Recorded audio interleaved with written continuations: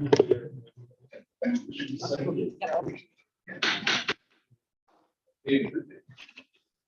time, I would like to call to order the May 2nd full board meeting.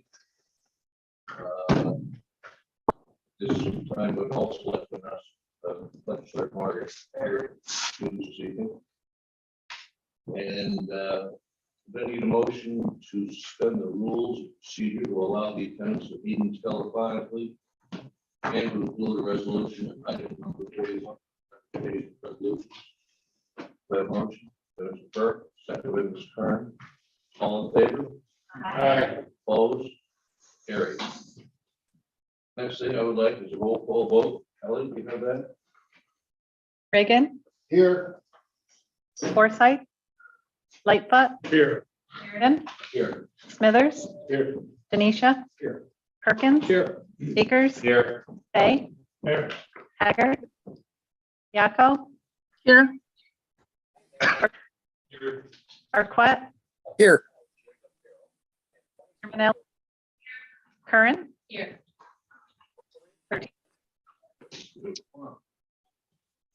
This time I'd like to have Legislator Denisha say a prayer for us.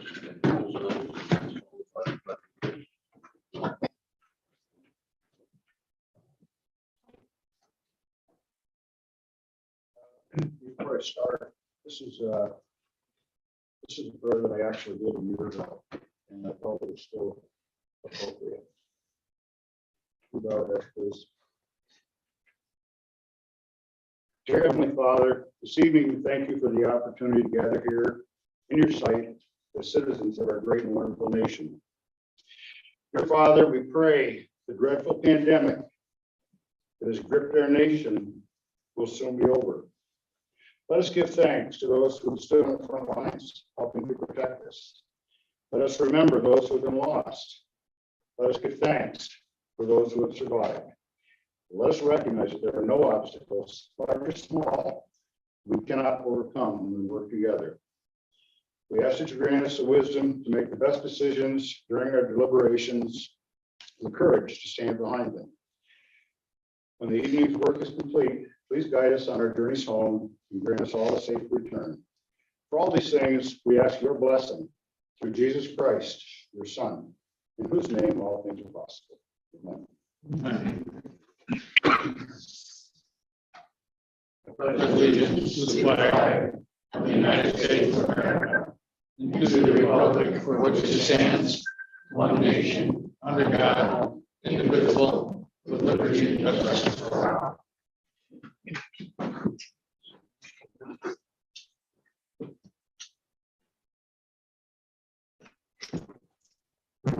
The motion to approve Perkins, second by Fay. Any discussion? All in favor? Aye. Opposed? Carried. Also, we need a motion to approve the March 28th special board meeting. Minutes. Motion made by Perkins, seconded by Ms. Kern. Any discussion? All in favor? Opposed? Carried. Next, we have this time in the agenda, I'd like to call on Sheriff of the State Board for a ceremony. We're looking forward to hearing. Thank you. Good evening, everybody. Those that don't know me, I'm Sheriff Parks Bidwell from the St. Lawrence County Sheriff's Office. Here tonight with the Under Sheriff John Bryan, Chief Deputy Layton Galeata, and our Deputy Matthew. So in our world, the last 1 or 2 years, we've seen a lot of police reform to make us officers out there. It's nice to be able to recognize someone that's brave and really goes out of his way to do a great job out there. That's what we're doing tonight, Deputy Mary Way. He had an issue with a domestic who was very volatile, and through his de-escalation, using the verbal skills that he was trained and educated to use, he diffused a very volatile situation. It was someone that was armed with weapons and was in an intoxicated manner, and he had mere seconds to react. He acted in a professional manner, not only to take the offender into custody, but he even met with the victim. I would also like to commend our intern, Bill Ayers, to the intern program in the Sheriff's Office. We have college interns right with us through their criminal justice program. By the name of Brooke Ayers, she was riding with Deputy Mary that night. She did an awesome job helping with the medical assistance and trying to calm the situation. She saw law enforcement that night and very volatile situation, as I said before. She acted heroically in her way. We had a separate ceremony already at Camp College for her, but I'd like to recognize her. So we're going to give him a letter of recommendation, and I'll read it as follows. It was with great pleasure that we present Deputy Sheriff Matthew Merrick. This letter of commendation for his courageous acts on the morning of March 9th, 2022. On this morning at approximately 1 a.m., Deputy Merrick responded to the reported domestic incident in the town of Rossi. Deputy Merrick swiftly responded, assessed, and secured the scene by mitigating the threat, preventing any further harm to the victim. We are proud to have Deputy Merrick serve our community, as well as showing great courage. He shows compassion and exceptional character at all times. We are pleased to recognize his great acts of heroism. This letter of commendation will be placed in his permanent file forever. We have a black one here. And Matt is a very quiet guy. He is very, very quiet. But he wasn't quiet that night. I saw that it was on our body cameras that we had. You guys approved and facilitated for us. I saw that on the body cams, and he wasn't quiet that night. But I tell you what, professional, brave, all that you could imagine to squash that volatile situation. Saving lives is part of what we're mission statement of the Sheriff's Office. I couldn't be more proud of this gentleman.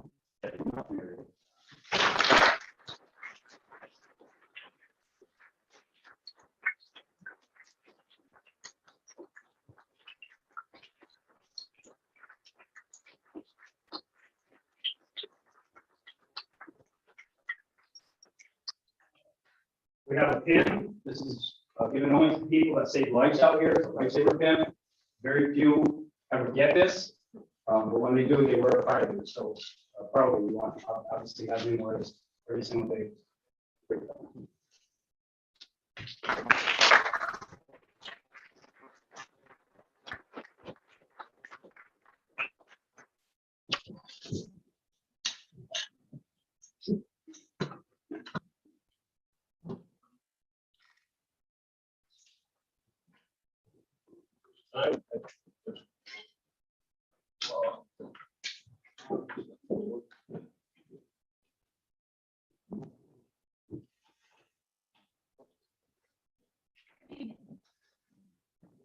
Thank you for coming tonight. It's great to see all your faces again. Really appreciate you taking the time. Congratulations to Deputy Maria for his courage and bravery, which was honored this evening. Thank you, Chair Sheridan and legislators, for providing some time on the agenda tonight to help me say thank you to county staff, as well as some of our partners, for their help during a recent crisis in Ogdensburg, when a fire began in the Riverview Towers on the morning of Tuesday, March 8th.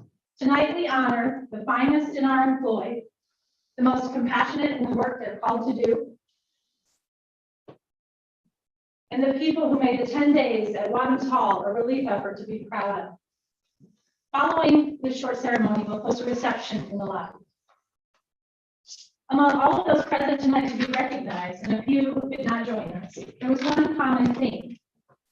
There was not a moment of hesitation when it came time to answer the call for assistance in Ogdensburg. Important to mention that our first responders, our dispatchers, our law enforcement, and our fire and rescue men and women who demonstrated their competent skills and high-rise rescue abilities on that day made all the difference.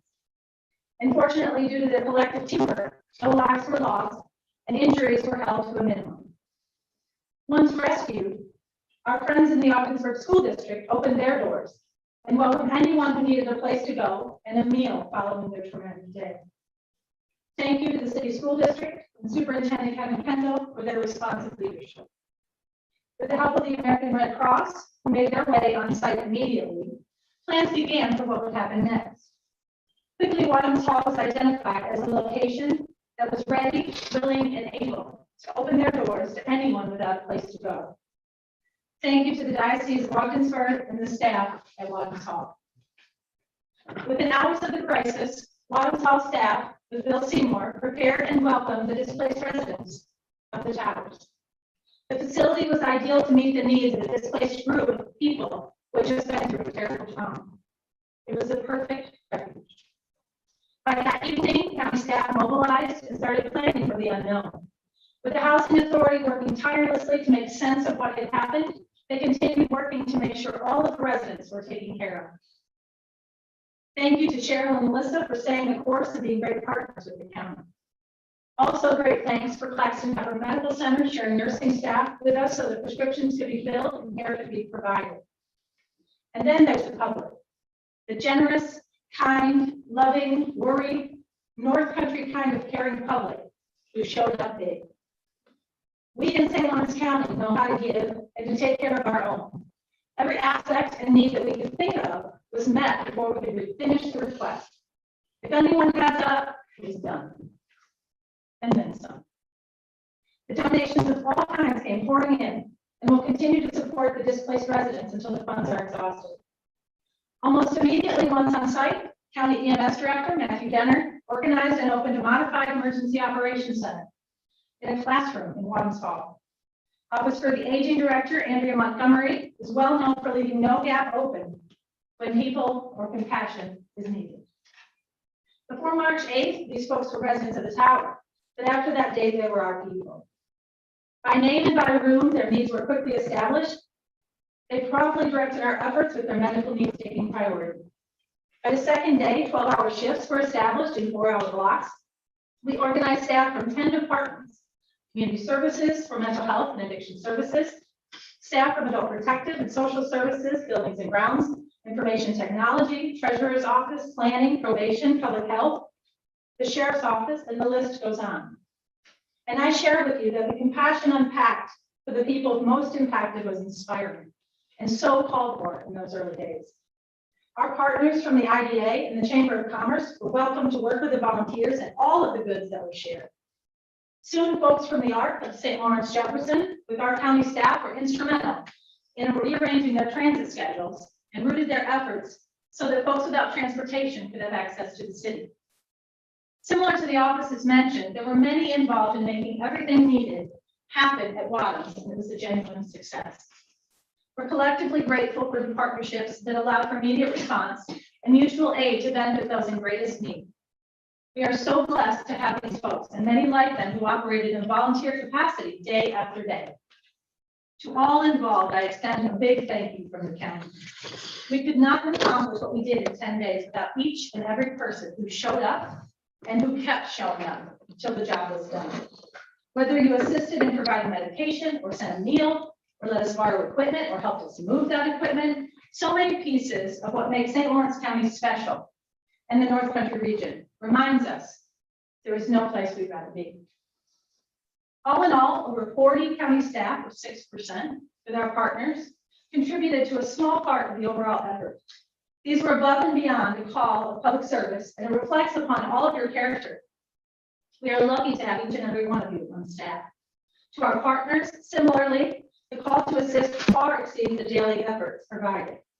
Please accept my sincere appreciation for showing up.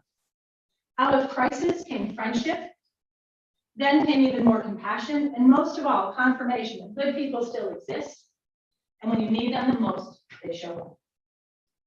And then there was John. From the first reports provided to me, all included this Mr. Miller, who quickly identified by all an individual by the training, the situational awareness, and most importantly, the empathy to give direction in crisis, to create calm in chaos, and to provide stability during uncertainty. His training, he said, was out of date. He wasn't sure what he had to offer. However, he too never hesitated when the phone rang in his classroom at OFA on March 8th. He was asked to show up. Show up he did, and with the generosity of the school district, never departed until everyone had a place to go. John Miller, can you come up, please? And speaking with the superintendent, Kevin Kendall, he remarked, it comes as no surprise hearing the impact that John had on the residents and volunteers at Wadums Hall, because that is the impact he has every day on his students and colleagues at school. Debbie Miller, please come up with John. She kept him fed, she kept him clothed, and she also helped at Wadums Hall. The temperament and approach taken by John and Debbie, along with everyone else I asked to assist, could not have been more appropriate and professional. It was just what was needed to listen and hear what the needs were of the people involved. At this time, I would like to read to you the narrative included with the certificates and have folks step forward to receive your certificate and your pin. You can return to your seat and we'll take a group photo during our recess. Everyone honored tonight led with their hearts to make sure each individual had what they needed and never left until they had a new place to stay, even for a short time until they can return to their homes in the Review Tower. The narrative reads, in recognition of your selfless dedication to the people of St. Lawrence County, specifically the residents of Riverview Towers in Ogdensburg during an emergency, your efforts are to be recognized, commended, and memorialized as it demonstrates the very best in public service. The St. Lawrence County Board of Legislators, your colleagues, and the citizen of St. Lawrence County are grateful for the time and effort you put forth to help during a crisis, the incredible value shown being of service to others, and your work for the common good. And I think that goes for everyone here, and most of all, Mr. and Mrs. Miller. With that, Legislator Reagan has agreed to come up and assist me in presenting. Deputy Clerk Susan. Oh, I'm sorry. This is good work. Yeah.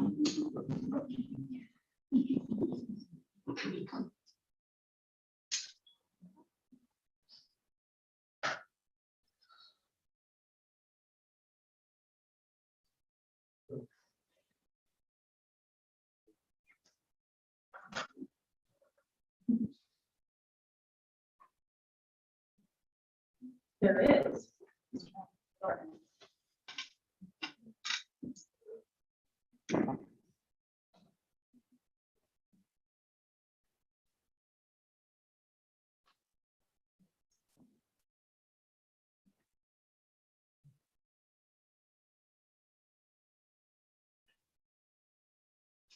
Thank you.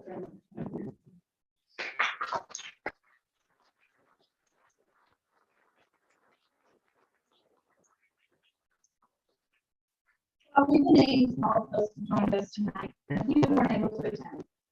From Community Services, Lindsay Best, Haley Shane, Caitlin Jesmer, Conrad Allen. Ralston, from our county clerk's office, Danielle Bartholomew, from Social Services, Andrea Hayden, Christine St. Andrews, Todd McElwain, Rosie Miller, Shelley Jenkins, Jay Letcher, Heather Patton,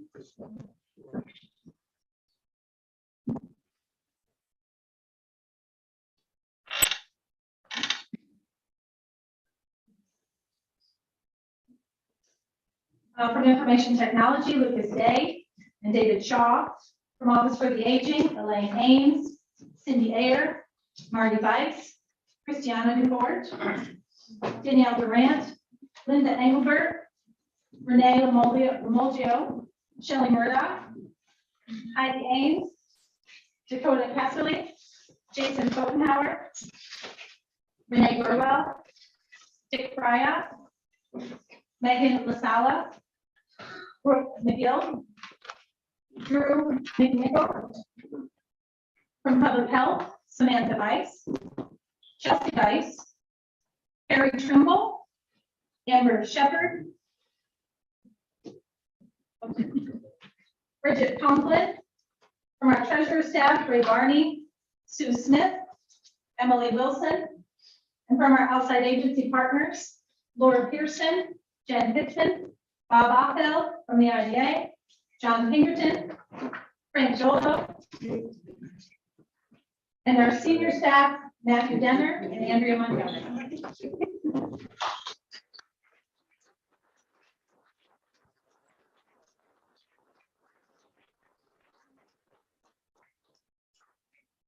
We'll continue continue presenting the certificates. Mr. Chair, call for recess. Yes. We'll present the certificates and then we'll gather outside for some refreshments.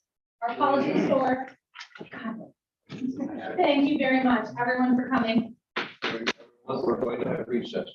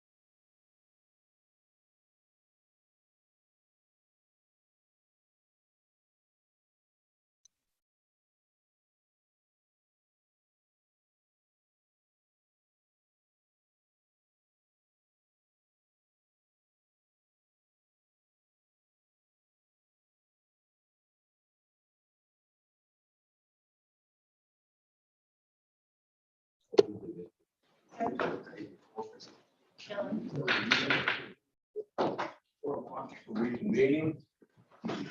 Next thing on this agenda is the mental health awareness month. James Button to make a presentation. DEL, One moment. there's James on the screen. Not on our screen yet, Mr. Chair. One moment. Yep.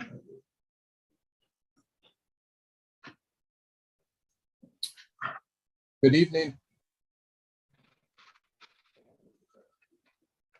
Can folks hear me? Okay, great. Okay, wonderful. I'll share my screen. Microphone on, Bill, maybe. Yeah, you'll- yeah. There we go.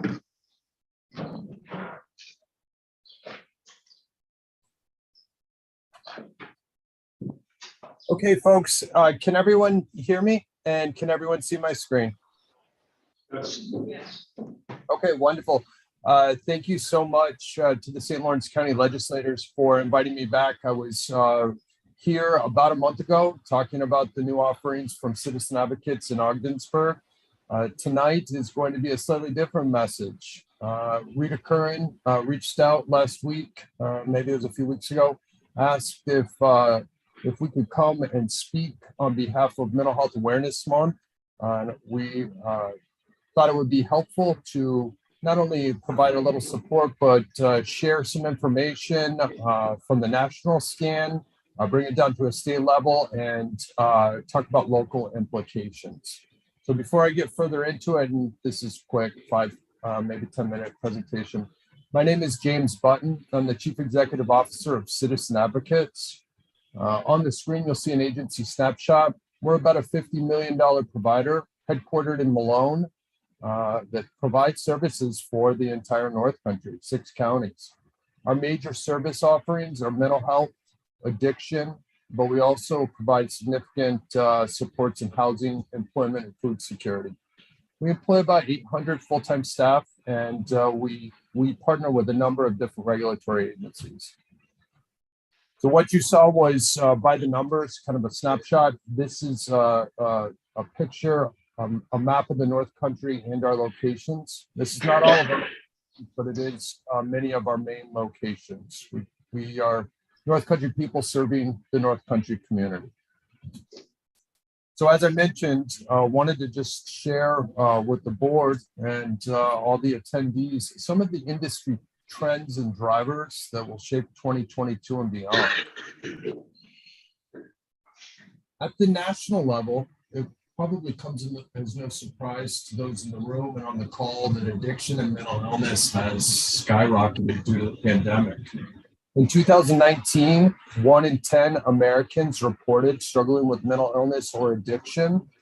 Fast forward to January of 2021, 2 in every 5 Americans reported struggling with mental illness or addiction. So it's really gone up. We're living in an era where not too many folks in Washington agree on much, but thankfully, funding for behavioral health services has bipartisan support, and money has flowed significantly based on the pandemic and the fact that there's a need to the states. We'll talk a little bit about that. Top federal priorities for funding are funding smart innovators and those willing to bet on their own performance, otherwise known as value-based payment. But the definition of quality has changed. It's no longer how many people can you see, it is how much of a quality service can you provide and do so with less money.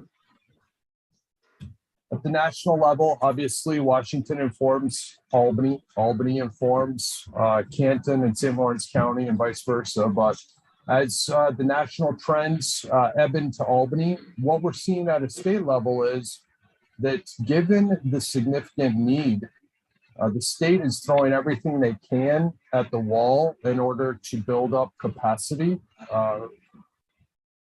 As a result, more people are getting services, but it's also a double-edged sword because there are many unvetted and poorly vetted providers offering mental health and addiction services. In addition, complicating matters, all of this money from the CARES Act and the Payroll Protection Program and all the COVID federal funding is set to decrease or be eliminated. And niche providers, those are providers that provide one service or maybe a couple of services, are at the greatest risk because right now their balance sheets, providers in the North Country, their balance sheets look rosy, but it's really masking poor performance because they've gotten so much stimulus. Finally, and importantly, the state of New York is getting out of direct care and they're accelerating getting out of psychiatric care. Over the past 20 years, they have decreased significantly the number of psychiatric beds, and even through COVID, they repurposed 400 of the state's psychiatric beds for physical health and to address COVID. And they haven't returned those to psychiatric beds. So psychiatric beds are few and far between. All of these elements are combining to create what we will call a perfect storm. At the North Country level, and when I say North Country, I look at the counties that are highlighted on the map in front of you. The role of the county in oversight is shifting from one of a financial pass-through to one of ensuring that your continuum of care exists. It's no longer about where the money goes. It's important that you know that you will have these services when things like the fire in Ogdensburg or domestic violence issues erupt, and there's a need for not only law enforcement, but support services. In addition, county leaders are encouraged to educate themselves and partner with known entities while enhancing county-operated services. I want to encourage you to insist on vetting the financial strength of the providers that are providing services to your constituents. My final slide is just a couple of takeaways. Folks, mental illness and addiction has increased dramatically. It continues to increase because some of these state and federal stimulus and opportunities are going away. Just this month, everyone who hasn't had to pay on a college loan will go back into repayment. Many people have learned to live, but need that money to live. So that's just one example. The system in New York State and at a federal level can't manage the weight and is destabilized by some of the things that I shared with the group earlier. It's not equipped to handle the need. But that said, Citizen Advocates provides services in 6 counties, and we just wanted to commend St. Lawrence County for maintaining a robust network of providers. In all 6 counties that we provide services in, St. Lawrence County has the largest network of care and a fabric of providers who coordinate and collaborate together. I want to thank you for inviting me to educate the board on some of the federal, state, and local implications for what we're living through post-pandemic, endemic, and we're grateful for your support. Thank you. Thank you. Any questions? Any questions? Thank you very much, Mr. Butler. Thank you. Okay, moving on to communications. Kelly, do you have any communications for the board? I do. A card was received from St. Lawrence County 911 Dispatch, thanking the Board of Legislators for the generous donation in recognition of National Telecommunication Week. A card was received from Legislator Forsythe and his family, thanking the board for the beautiful plant arrangement sent for the services of his father, Don Forsythe. An email was received from Lisa Newcomb requesting the ARPA funds be used to offset the cost for the employees, St. Lawrence County, that continue to work through the pandemic. An email was received from Aaron Ablard regarding Child Protective Services. This letter was forwarded to legislators in its entirety. Thank you very much.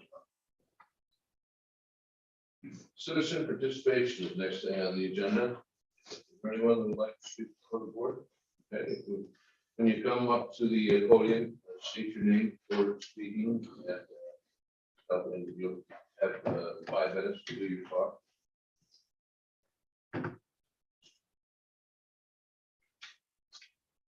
Again. My name is Gerald Manning. I live in the town of Stockholm on corner of Route 11 and 420 Extension. I have a piece of property, I was reading in the Watertown paper on April 17th about the trail passes that the county sells for ATVers and people to use the trails. But it talked about going from Brazier to Paris Trail and beyond, connecting the trails. Well, in order to do that, they have to cross my land or write a lot of blacktop. My land is posted, I posted it, they write it anyway, you know, the posters come down, they run over them. They have no respect for the land. I've argued with them. I talked to Debbie Christie, she's the trail coordinator still. Talked to Tony Arquette. Tony knows the property. So my wife and I decided the best thing for us to do is to sell it. And we would like to know if St. Lawrence County would like to buy the property to put in their trail system. It's 5 acres, maybe a little over 5 acres, and it runs along State Trail 11. And the backside of it is state land. So that's a proposal I want to make. Thank you very much. Do you have any questions for me? Thank you. Uh, And you'll be in contact with Tony. I assume so. Okay, thank you. Yeah. Any other citizens participation? We see any other? Yes, go ahead. It's May. Good evening. My name is Sherry Watts. I was here last month. Oh, I'm here on behalf of my grandchildren. Once again, I do not see my 2 older grandchildren. There's 3 of them. I have Nevaeh. She's now, she turned in December. I was unable to see her. I have Angelina. She's 11. She turned in December. And I have my grandson, Xavier. He just turned 10. And I had to drive all the way to Albany to be able to have a birthday with him. And it was just me, my husband who served in the US Navy, who I'm proud to be married to. And we are just finding out now that my grandson is being adopted. I was told by Judge Morris that if I want to be able to see my grandchildren, I had to give up my rights to see them, which in the whole thing was return to parent. It never happened. My lawyer always stated, go along with the game. Go along with their game. My husband has been through 3 psychiatric evaluations that served our country. He's fine. Me as a grandmother who has raised these grandchildren every night, feeding, bathing, taking care of them, taking 3 grandchildren to the grocery store. 2 in one car, 1 behind me. I am doing everything I possibly can to take care of these children. But according to St. Lawrence County Department of Social Services, that's not good enough. And I think it's wrong for the Department of Social Services to be able to take children from grandparents, from parents, who are able to take care of them. I was able to take care of them. But there was just a few things I asked social services to help with. They said they could. We'll put them in voluntary placements to get them help, and then they'll be returned to you. That never happened. I had to go to domestic violence class. Why? My husband had to go through all those. Why? I had to go through one. An 800 question, either on a computer or paper from RPA in Watertown. And yet that psychiatrist said I had a split personality in court. I don't have a split personality. I'm there to fight for my grandchildren, to bring them home. And now I'm finding out tonight, my grandson is being put up for adoption when his most bed returned to parent.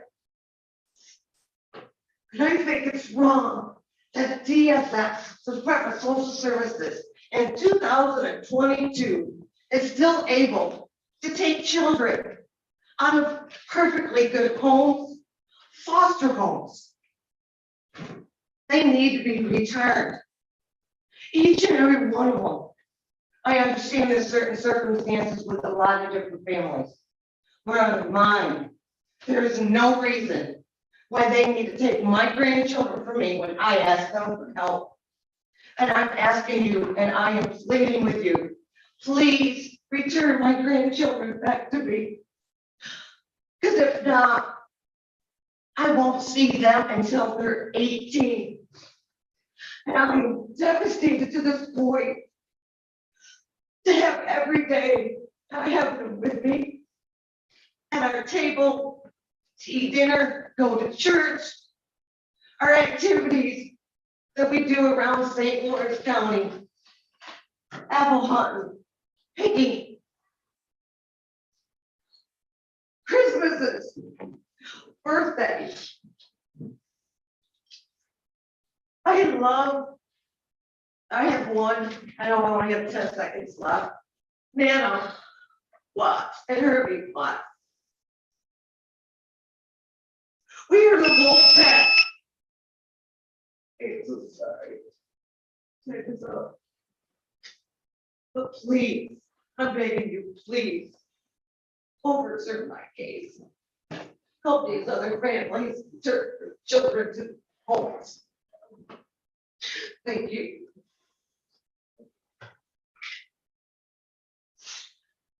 Anyone else?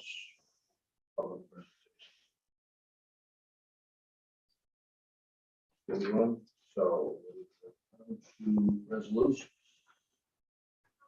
Ms. Stern. Here I have a resolution authorizing the chair to sign contract requesting the grant extension to co-worker training in border education.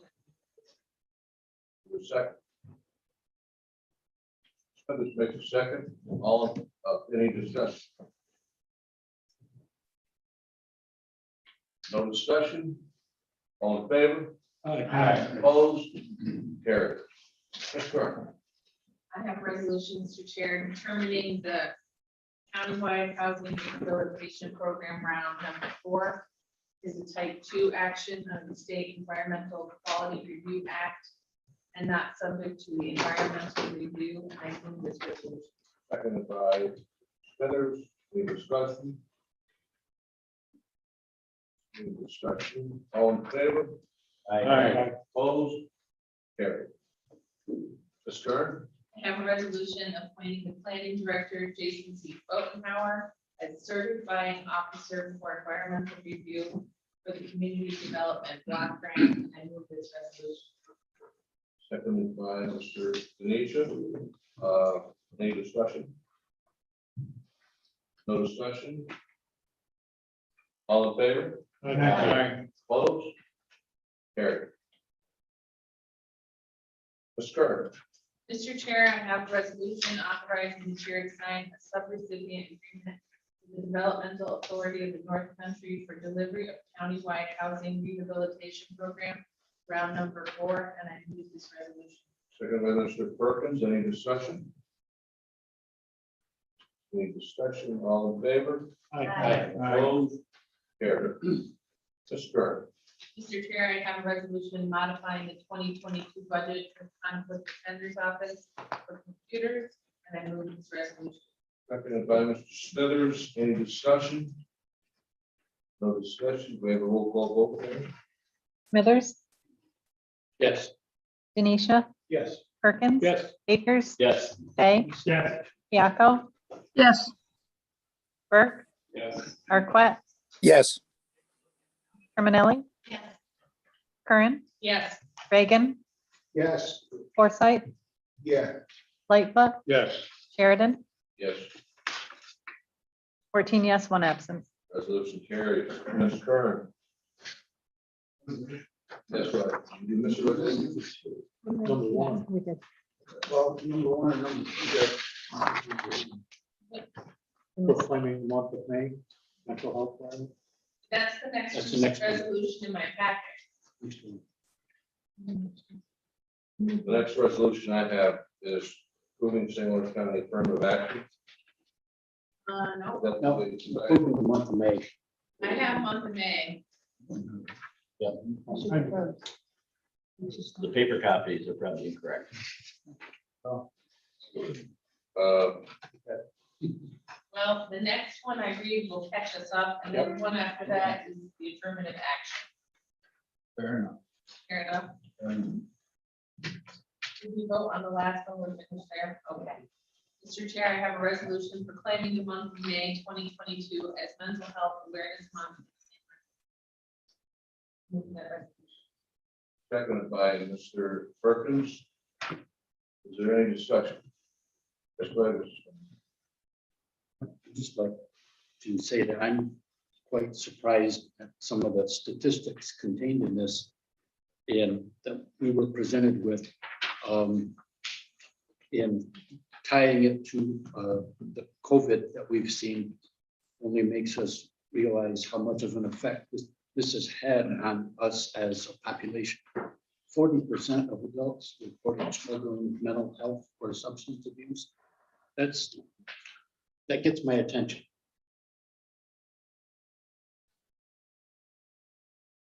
Any other discussion? No other discussion? All in favor of the resolution? Aye. Opposed? Carried. Ms. Turner.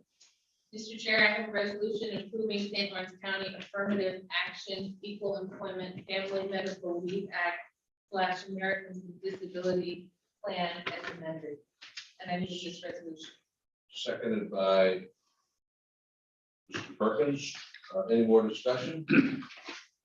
Any discussion at all? Okay, all in favor? Okay, go ahead, Mr. Go ahead, Mr. I will vote for this. In the second whereas, however, I'd be happier with that if the wording of it said that St. Lawrence County is committed to provide equal opportunities for all persons without discrimination, without specifying which persons we were going to provide equal opportunity employment for.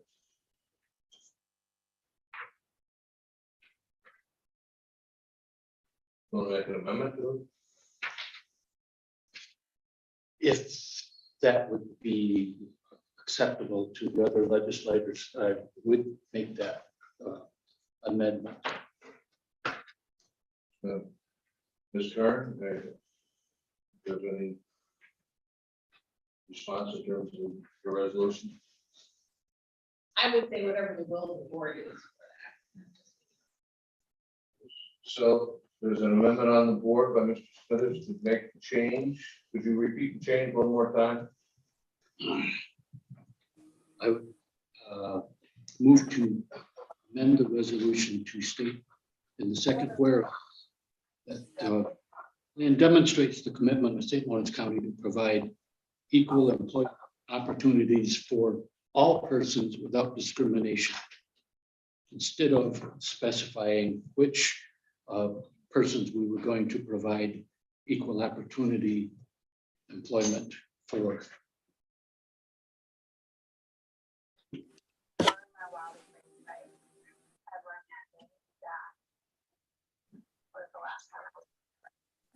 Okay, it's the motion's been made. Is anyone second? But any other discussion? that. And Tony, go ahead. yes, I'll second that. I'll second that amendment, motion for amendment. It's Second.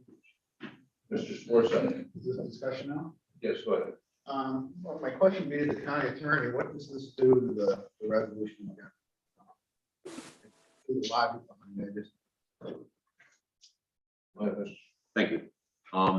The whereas provisions are actually informational. It is now there are 4 provisions that are operational and they are the decretal paragraph. So if you were to focus on the now therefore, that's the action provision. It doesn't appear to be any recommendation for modification of the action provision, so it would not change the substance of the action. Any other discussion? Okay, all in favor of the amendment? Aye.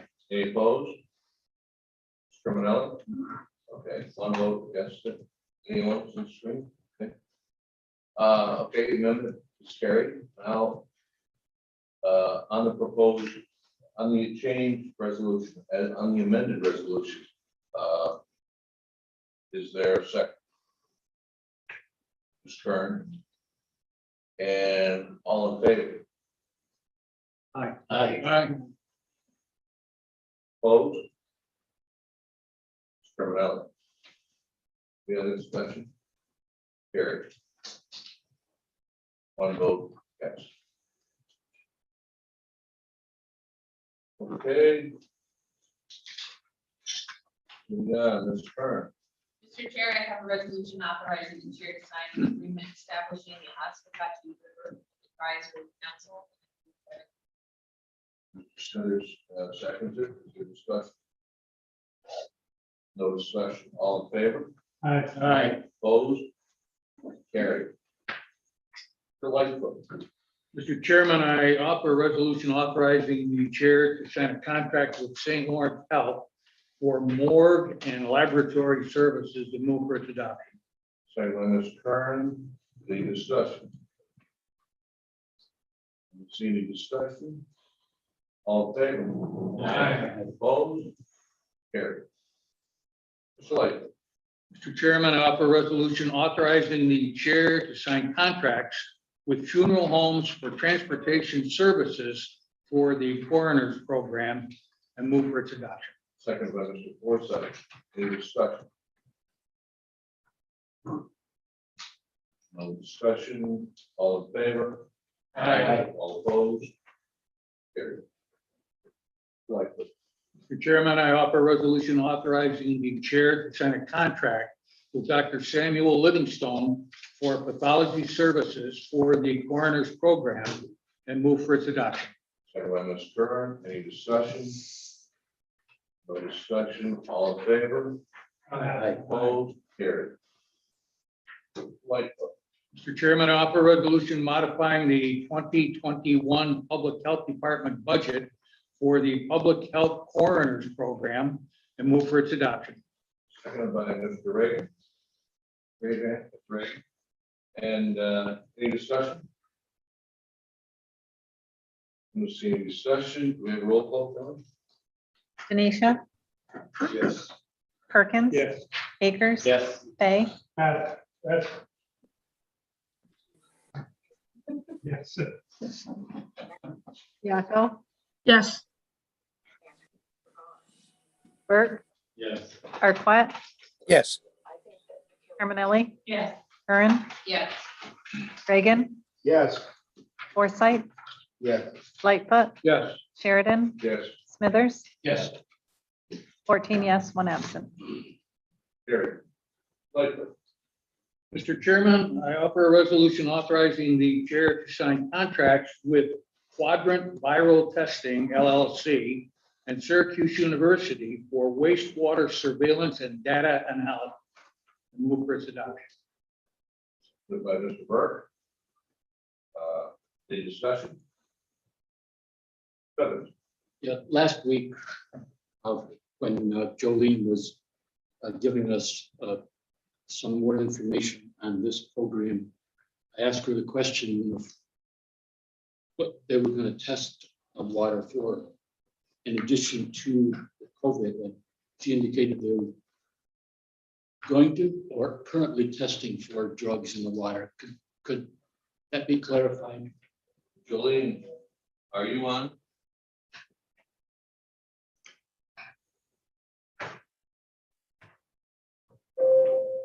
I am on. Did you hear legislator Smithers' question? Yes, Yes, I did. So the drug use is a pilot project that Syracuse University is doing in conjunction with New York State Department of Health.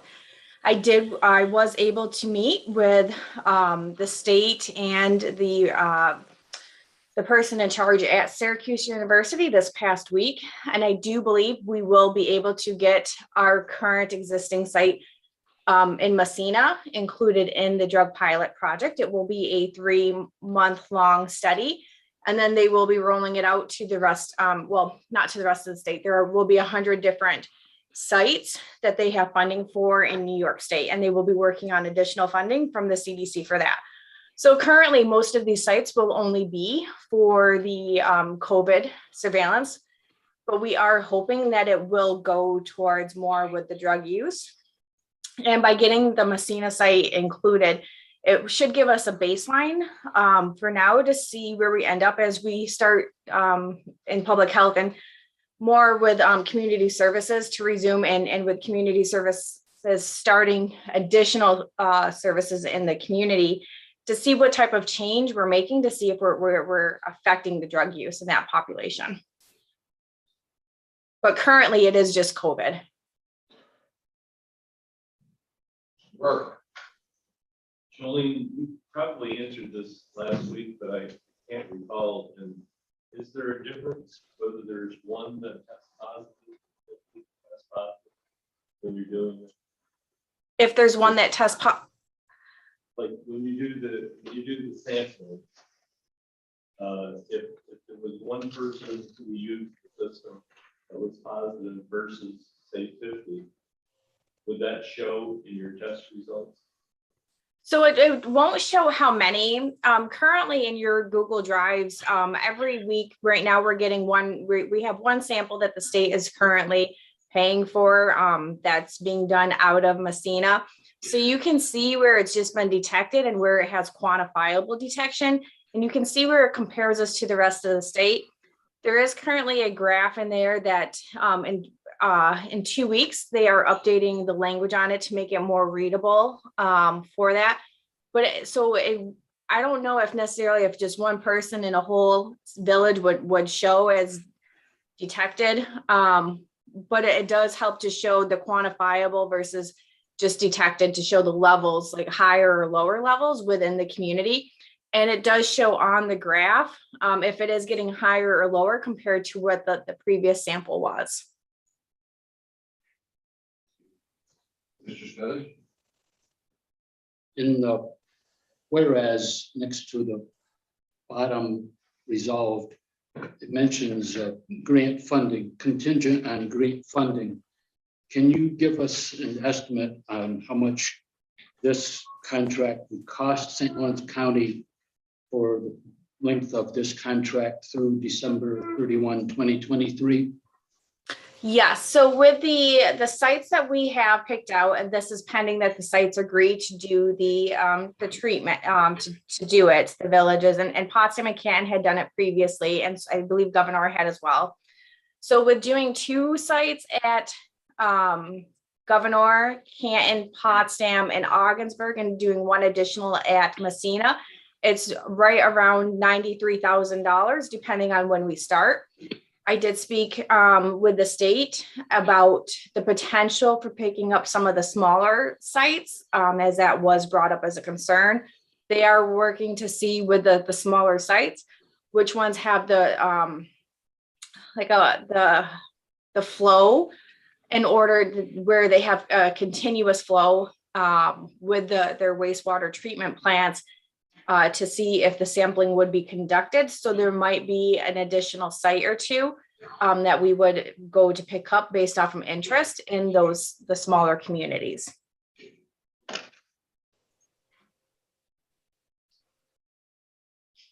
Any other questions, Julie? Yes, Perkins? thank you, Mr. Chairman. Jolene, this isn't mandatory at all, correct? No, it is not mandatory. It is a project though that is, so wastewater surveillance is not new per se, but it is new in the fact that there has never been a national wastewater surveillance system, and there's never been a New York State wastewater surveillance system. And with all of the home tests that people are doing and not necessarily reporting, it's a way as we shift towards pandemic to endemic to monitor and potentially give the hospitals a warning of when a spike may or may not be happening, so that they can prepare, but also so we as a community know where we are. And then it does help us potentially get set up for additional public health surveillance that we can do with wastewater, such as the drug use. Okay. I guess my thought is we already know that there's COVID, there's drug use. I'd rather see the $93,000 go to preventative measures. We know it's all out there. I just rather try to stop it before we have it. So the funding afterward. Right. So the funding that we have, we were awarded the $1 million to use for testing, vaccination, and or mask enforcement. When we already know that the county does not want us to be going out and enforcing masks, we are working towards vaccination efforts. For that, with this grant, we are looking to do some billboards, a bus wrap. The grant expires in March of 2023. So it's something that we can do to help with the testing by making it passive versus active testing. Thank you. Lightfoot.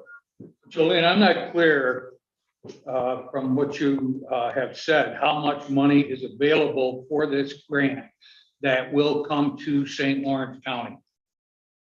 So we accepted $1 million, and that was put into the budget, I believe, February. It could have been March, but I believe we were awarded it in February.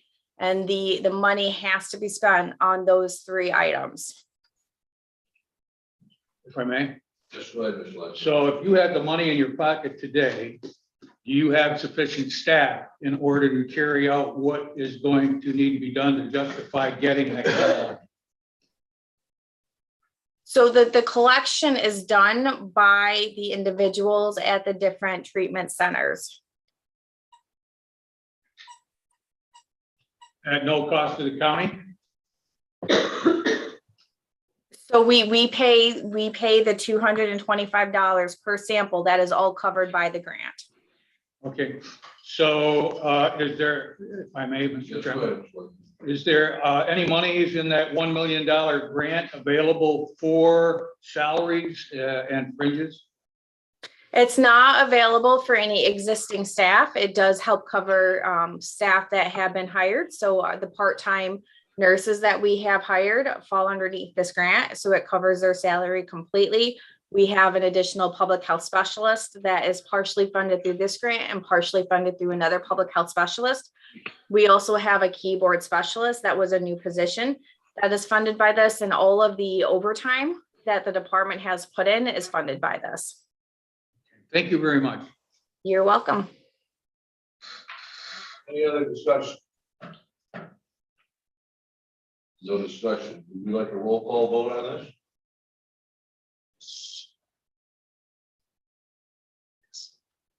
Spinach? Yes. Yes. Roll call vote. Perkins, No. Akers, Yes. Fay. Yeah. Piaco, Yes. Burke, Yes. Arquette, Yes. Terminelli, Yes. Curran, Yes. Reagan, Yes. Forsythe, No. Lightfoot, Yes. Sheridan, Yes. Smithers, No. Nisha, Yes. 11 yes, 3 no, 1 absent. Resolution carries. Mr. Lightfoot. Mr. Chairman, I have a resolution proclaiming May as Older Americans Month in St. Lawrence County with the 2022 theme being Age My Way. I move for its adoption. Seconded by Mr. Forsythe. Any discussion? Seeing any discussion? All in favor? Aye. Opposed? Carried. Slide.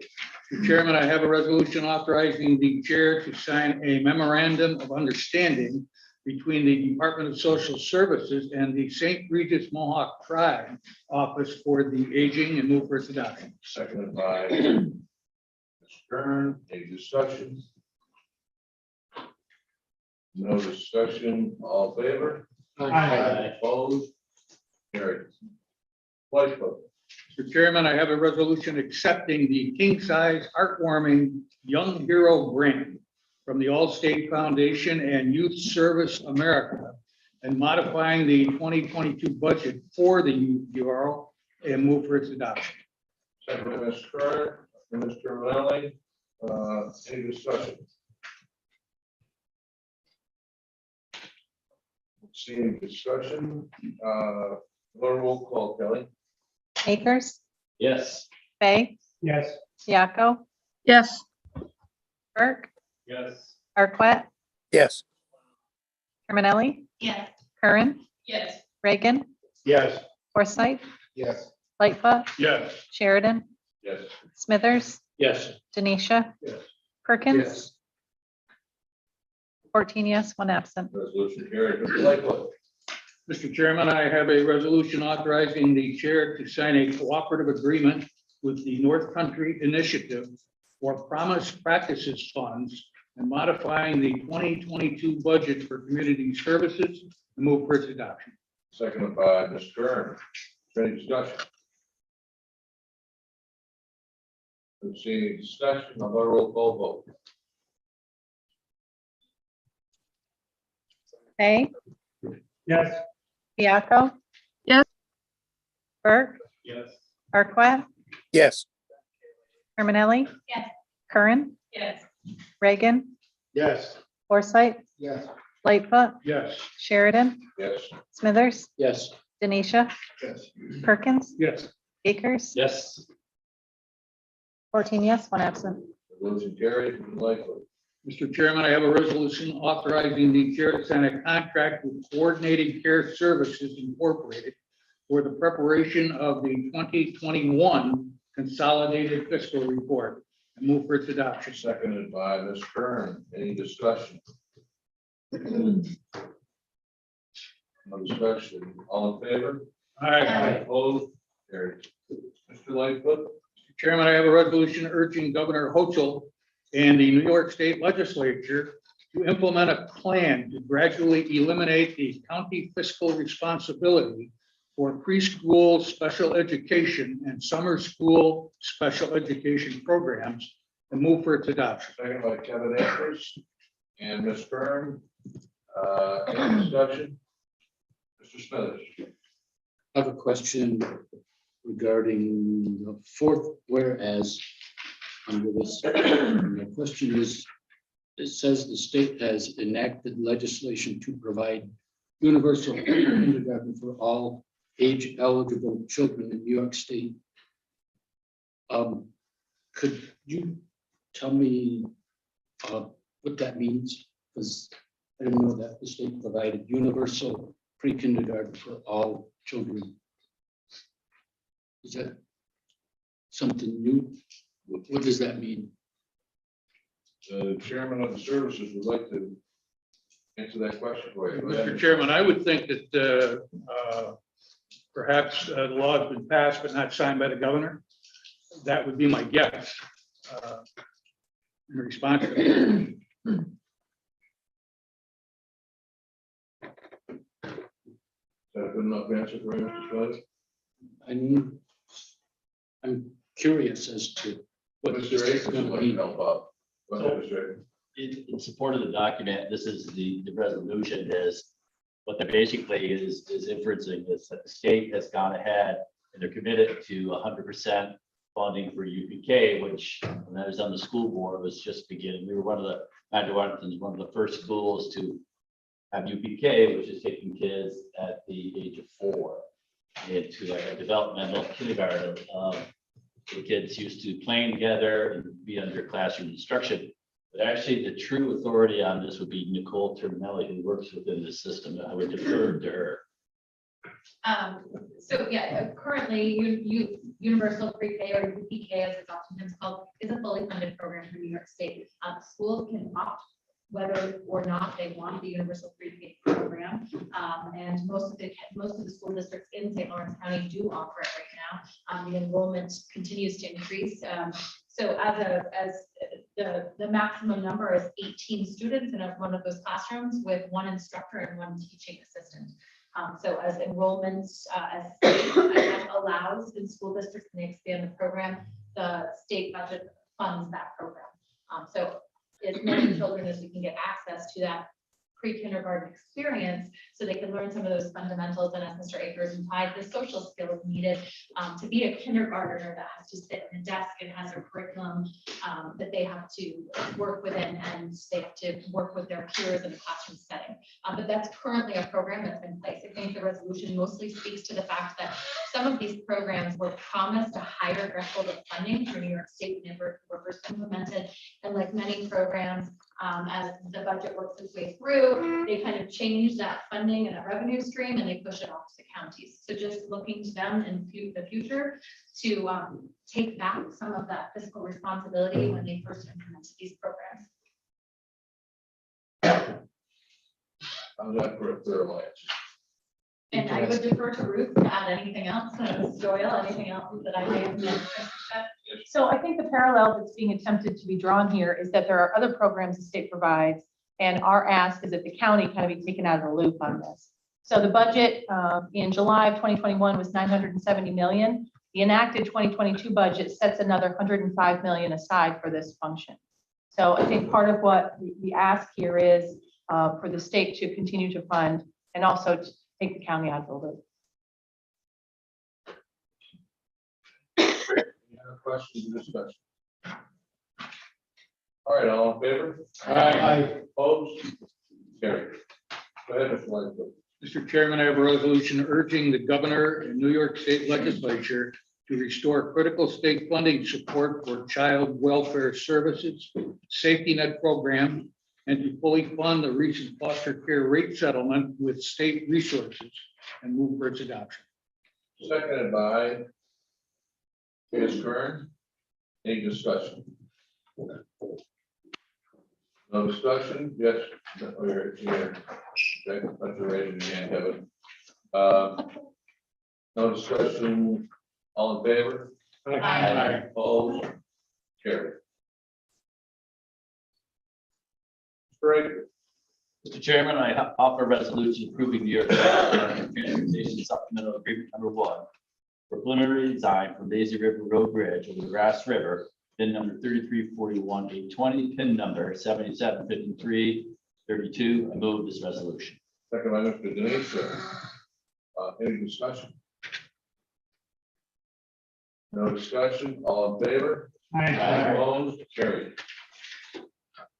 Breakers. Mr. Chairman, I offer a resolution authorizing the chair to sign an agreement between the Department of Highways and the Black Lake Chamber of Commerce, Inc.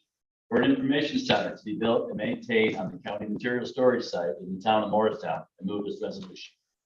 Second by Mr. Perkins. Any discussion? Oh, and Mr. Lightfoot. Any discussion?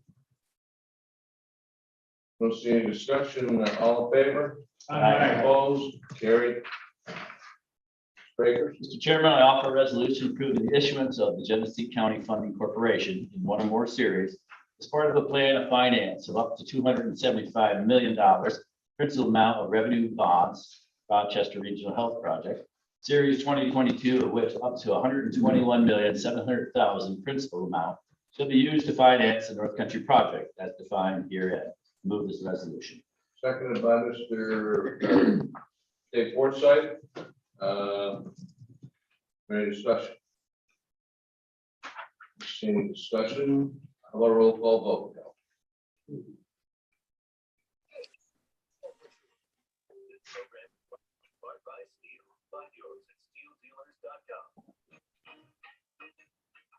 Piyako, Yes. Burke, Yes. Arquette, yes, Terminelli, Yes. Kern, Yes. Reagan, Yes. Forsythe, Yes. Lightfoot, Yes. Sheridan, Yes. Smithers, Yes. Denisha, Yes. Perkins, Akers, Yes. Bay, Yes. 14 yes, 1 absent. Resolution carries. Mr. Akers. Mr. Chairman, I offer a resolution requesting the New York State Legislature to establish solar panel recycling regulations. I move this resolution. Seconded by Mr. Kern, Mr. Perkins, Mr. Denisha. Any discussion? Let's see any discussion, all in favor? Aye. Opposed? Carried. Great. Mr. Chairman, I offer a resolution calling on the state of New York to allow for county-owned rural authority regarding employment residency requirements. I move this resolution. Second by Mr. Smithers, any discussion? No discussion, all in favor? Opposed? Carried. Great. Mr. Chairman, I offer a resolution supporting the efforts to improve probation and alternatives to incarceration in New York State in order to protect the public and reduce reliance on prisons, jails, and detention. I move this resolution. Seconded by Mr. Perkins, any discussion? Let's see, yes, Mr. Smith. Yeah, as I said before in committee, there was a resolution that we passed and had a lot of debate and participation regarding the closure of the Ogdensburg prison just a little while ago. While I fully support the state paying for probation and alternatives, I do not want to support reducing reliance on prisons, jails, and detention. I think this is not something that I can support.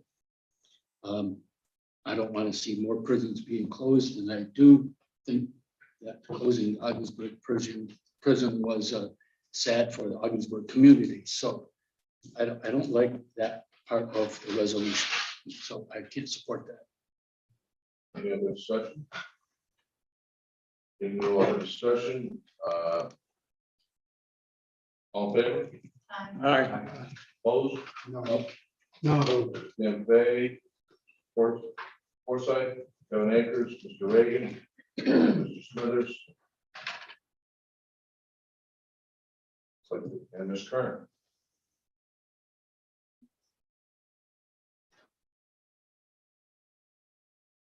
Six no. 6 no.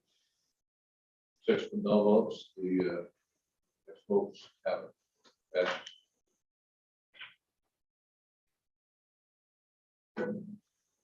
Great. Mr. Chairman, I offer a resolution calling on New York State to sufficiently invest in 911 funding to ensure proper maintenance with existing systems and prepare for the next generation 911 technologies. I move this resolution. Seconded by Mr. Lightfoot. Any discussion? Spur. Resolution addresses how the state shortchanged the state as far as what it collected versus what it distributed. We had a chance yet to look for the tally sheet for St. Lawrence County. We have. Go ahead. Ms. I can bring that up. I just don't have it in front of me at the moment. I'll bring that up. Go ahead. Okay. Any other discussion once you're bringing that up?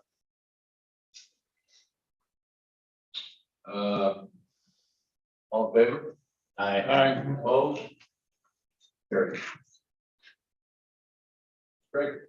Mr. Chairman, I offer a resolution urging the governor and state legislators to enact record increases for local highway, bridge, and culvert programs to assist counties in maintaining critical infrastructure. I move this resolution. Second by Mr. Smithers and Ms. Kern. Any discussion? No discussion. All in favor? Aye. Opposed? Carried. Great. Mr. Chairman, I offer a resolution urging that awards under the Bridge New York program be finalized and announced in a timely manner. I move this resolution. Second by Mr. Kern, Mr. Smithers. Any discussion? Let's see, discussion, all in favor? Aye. Opposed? Carried. Records. Mr. Chairman, I offer a resolution urging the governor and state legislators to grant design, build, construction authority to counties in New York City. I move this resolution. Second by Mr. Denisha, Ms. Kern, second discussion. Don't see any discussion, all in favor? Aye. Opposed? Carried. Mr. Akins. Mr. Chairman, I offer a resolution in support of raising the child care subsidy rate and increasing the total allotment to social services to improve equitable access to child care across New York State. And move this resolution. Second by Mr. Burke. Any discussion? Go ahead, Mr. Sonic. To state again my objection and concern in this resolution, I feel it's a responsibility of parents to make decisions, sacrifices, in the cost of raising a family. It's always been a cost, always will be a cost. And I do not want to get the state involved in this. When you ask the state to help you, the next thing you know, they're starting to issue more rules and regulations, taking over the program. And so I don't want to go in that direction. So I can't approve of this. Thank you, Mr. Chairman. I think it's important to know that the subsidy, the increase in the subsidy from the 200% to the 300% threshold doesn't actually support the parents as much as it is a financial support for those that provide child care and they take the subsidy payments. So it's to increase their bottom line so that they can cover the overhead, and it closes that gap between what child care providers that don't take the subsidy or don't have their clients don't qualify for the subsidy. So it's just to close that gap a little bit. So that's where the assistance actually comes into place. Mr. Denisha and Ms. Kern. Talking to some of the child care providers, it seems that the subsidy makes a difference as to whether they stay in business and continue to be available in the community to provide child care to all, or do they decide that it's not a business that they can afford to be in and leave that for something that's more, financially rewarding to them. One of the child care providers said to me, by the time I'm done with my business at the end of the week, I would have made more if I'd gone to Aldi's and checked people out. So we don't really want people to leave the field completely and not have child care available. We'd be in much, I think, worse spot without them. Thank you. Mr. Forsyth. I mean, we're encouraging the state to subsidize things. Why don't we start talking about nursing homes loud and clear? There's an issue going on. We talk about childcare, we talk about all these different things, but our elderly are the ones that need it the most and deserve it the most. And I think we should be loud and clear to the state of New York that they need subsidies for them first and foremost. My opinion again, if they're going to go out, that's the place I'd like to see. Mr. Akers. As I said in committee, I will support the resolution. I understand where Legislator Smithers is coming, because this is really a Band-Aid on something that government has created. And it kind of brought to mind when we had the resolution that said age my way. And it was the election of LBJ was all the way with LBJ back in 1964, which was a sweeping electoral victory for him, but it also was a huge intrusion of the federal government into everyday life. It actually federalized elementary and secondary education in public schools and actually private schools. Along with that, popular programs like Medicare and Medicaid. But if you look at the family dynamics that was created from 1964 up until now, the rate of single parent homes and unmarried illegitimate children, as probably you can't even say illegitimate children now, is greatly and dramatically increased. The rate of from 1890 to 1950, the rate of Black women who were married was a higher rate than white women at the time. And that has, even though the unmarried rate of white women has actually increased now, like I think here in St. Lawrence County, it's almost 40%. But in, for the Black family, it's over 70%. And there's clear evidence to show when there are not two people in the home, two parents at home, and you have a single parent, it's a step into poverty. And those rates are very high because of this legislation that created the welfare system that allows this to take place. And so decisions are being made. So single parents have to work. And the only way that they can work is if they have adequate child care.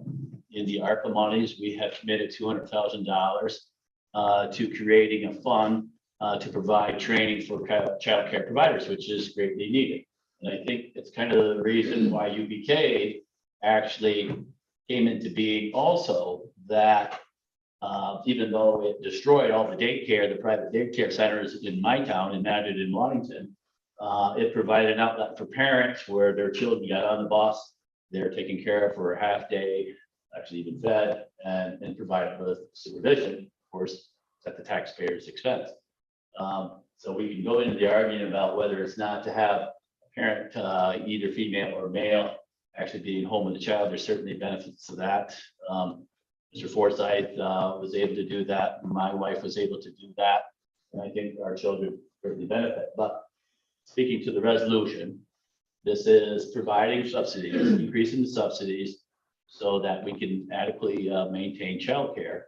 And it is coming from the taxpayers, but it's a Band-Aid to a problem that was created by, in my opinion, by government. And so I will support it. Any more discussion? Thank you, Mr. Chairman. You know, we talked about this last week. I was in favor of this, still in favor. And now there are, unfortunately, there are a lot of people in St. Lawrence County, New York State, that work poverty level jobs, but they have children. They're faced with two choices: either stay home, care for the children, or find daycare so they can go to work. If they stay home, not only are we probably paying for their daycare, but then we've got someone who's going to go on other because they can't. It's not feasible. So I think not to support this.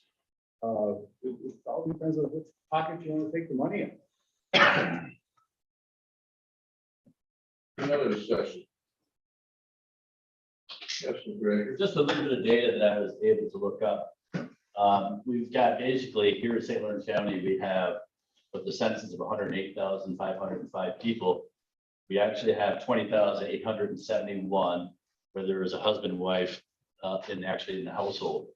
Male households, single male households, there's 1,892 actually households representing that. And female single households is 4,176. So those two, where there's only one parent in the household, represents about 5.5% of our population, which is pretty significant, where the median household income here is 49,000. So that would be the two people. So if you have one working in, like Mr. Speaker said, many of these are minimum wage jobs. And by the time you pay for childcare, which does it say in the resolution, less than $15,000, it's a good chunk after taxes. So I thought that was interesting. So 5.5%, according to the 2020 census, we have households with single parents running the show. Any other discussion? All in favor of the resolution? Aye. Opposed? No. We have one vote.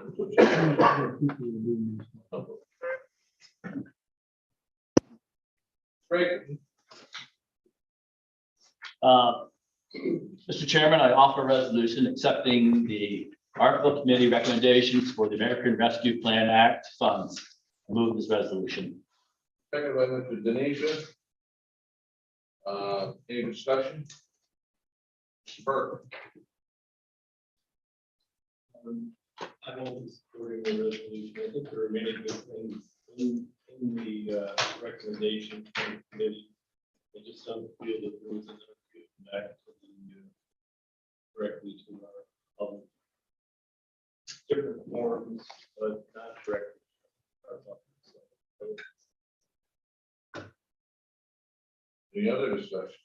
Mr. Akers? So as the committee of this chairman of this committee, I want to thank Jim Reagan, Tony Arquette, and Dan Fay, and actually, and also Ruth Doyle for helping us come to this decision, these choices, these suggestions for this 20.9 million. It's not easy when you're tasked with actually expending this money because many people have their hand out and are requesting the money. So our entire efforts were to actually focus on things that were countywide benefits, whether indirect. I think one of the things that Mr. Burke objected to in committee, and he has good reasons, was the $5 million for the capital improvements for moving various departments in different places. So these are federal monies. And so that $5 million expenditure, which I think is greatly underfunded, is probably going to take much closer to 8 or 10 million. These are using federal funds, whereas to create those efficiencies otherwise would have to come out of taxpayer funds directly here from St. Lawrence County. So that was our intention. We have good programs in there. If you took this $5 million expenditure and you distribute it, if there's disagreement about the capital project, that was the one that Mr. Burke mentioned. If you took the 5 million and you divided it equally among the 505 people that live in St. Lawrence County, we would expend, each individual would get a check for $46. And to send that out would cost $65,000 to send that out with first class postage. So that was our intention. The remaining piece of it is that the IDA will distribute the last $3 billion. And so if this passes, the committee members will be meeting with Patrick Kelly of the IDA to talk about how we want that remaining monies and mechanism and how that will be dispensed. But I think Mr. Reagan was there and Mr. Fay were there at every meeting. Tony wasn't able to attend because people were on vacation at NIPA, and actually Margaret Haggard stood in there for one meeting and did a good job for us. So I want to thank those folks, but I urge everyone to support this. We met, I think 4 times, Jim, yeah, 4 or 5 times. And we asked Mrs. Doyle, she came up with the lion's share of this for needs that were directly related to the county. And I think the emergency communications was a big piece of it, making sure that all our emergency operations have the proper equipment. So with the new system comes online, certainly the $3 billion for broadband and the $3 million for infrastructures, the $5 million I already spoke about, the capital projects, the $900,000 for the ash tree removal. And there's some really good things in there, a couple $100,000 for actually providing training for child care providers, which we have a shortage of, which has been shown to be a successful program in Lewis and Jefferson County. Things for our probation people, for their safety, things for cooperative extension, which are buying vegetables from local farmers and chopping them up and peeling them. So they're actually serving 21 schools. Those are just a few of the items that I can think of. We all know that we can't find, we're losing our Class A CDL drivers from the county. They're going to say somebody like Kinney's, which is paying $10 an hour more. And the agricultural community, the milk hauling, just our local truckers. We need more Class A certified people to be there. The other one that needs mentioning is that this is $300,000 for the Clifton Fine Hospital. They are 40 minutes by car south of Governor. They're an hour and a half from their mother hospital, which is the Samaritan Hospital. And they're about 45 to 50 minutes towards Tupper Lake. They serve the southern end of the county, which its population, I think, Mr. Nation doubles or goes up by 10 factor of 10 with the summer people coming into their camps, the swimming. So I think they do a lot of stitches, they do a lot of heart attacks, they stabilize people for, they have broke a severe bone break for snowmobiling or jumping off the dock onto a rock or something like that. So we try to utilize hit around the county. There'll be opportunities for other entities that are interested in that money with the 3 million, which is yet to be determined with the committee's suggestions. We'll be listening to what Patrick Kelly has to say and then with your approval. So that's where we're at. So I would urge everybody to support this resolution. Great. And, you know, I think it's important to note that there will be money available in this program to assist every fire department, every ambulance service in the county to upgrade their equipment so that they're able to communicate with the county and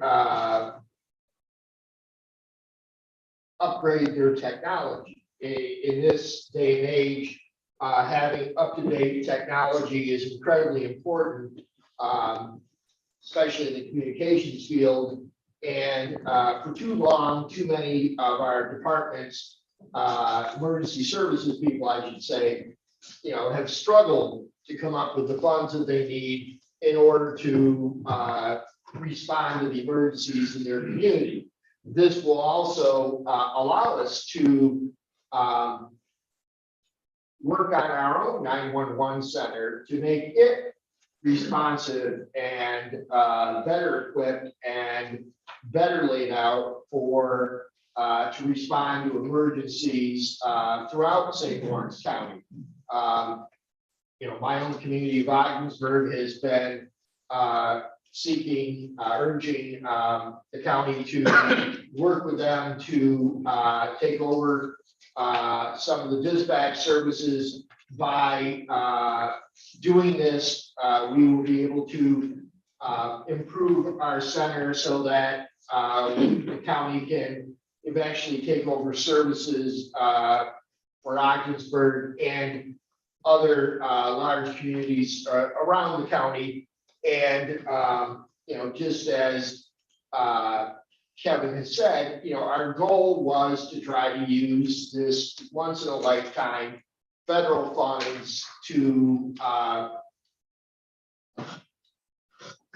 do projects that someday were going to have to be done, but we were going to have to either borrow the money or raise the tax levy. It was still going to come out of the pockets of the residents of St. Lawrence County. And with this grant, we have golden opportunity to get a lot of good things done that needed to be done and will be done. And plus, you know, there's money in there for economic development and tourism efforts. You know, some of those have not been nailed down yet. The IDA will be working with agencies to come with that. I'm hoping that one of the things that they'll do will be to advertise to our Canadian friends to the north that St. Lawrence County is open for business once again, that our stores, our restaurants, our businesses are open and waiting for our many friends on the north side of the river to come back. You know, a lot of Canadians aren't aware of, you know, the rules and what's, you know, gone on. And, you know, we need to educate them and we need to extend that welcome mat and say, hey, come on back to Messina, come on back to Ogdensburg, drive your boat over. Here's how you can come to Waddington. Here's how you can come to Lisbon. You know, this is a golden opportunity for us to help grow our economy, spur the creation of new jobs, and help our business community and help the people in St. Lawrence County. So please consider supporting this. Just one thing, and I didn't mean to leave this out, but we've spent, we're allocating $50,000 towards the Governor Fair, which is also countywide, for 18 additional camping sites. The fair is becoming quite popular, and actually redoing the 4-H building, which I believe will help our youth.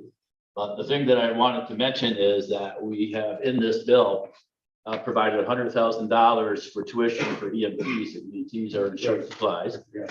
And so that would support about 143 actual tuitions. So as it stands right now, if say, for example, the town of Waddington, the rescue squad in Waddington wanted to send 3 students to Clarkson for training, the success rate is roughly 70%. If they actually complete the training, the town of Waddington Rescue Squad would actually get their tuition money back. So you have a success rate, so 2 out of 3 make it. And then I've been told that out of the 2 that actually make it, maybe really 1 is really interested in serving. So the rescue squad has to raise the funds either through benefits, allocations from the village and the town, taxpayers. So this is a good shot in the arm. There's 19 entities, 19 rescue squads that would qualify for this money. And so 100,000 is 143 tuitions, scholarships. That's a good start. Thank you. I'd just like to thank the committee again. I thank you, board. I'm sure it's not an easy task to come up with how to spend this money. My concern, I run into VIP grants for the RVRDA, is shovel ready. A lot of times there'll be too many applicants for the amount of projects we can fund.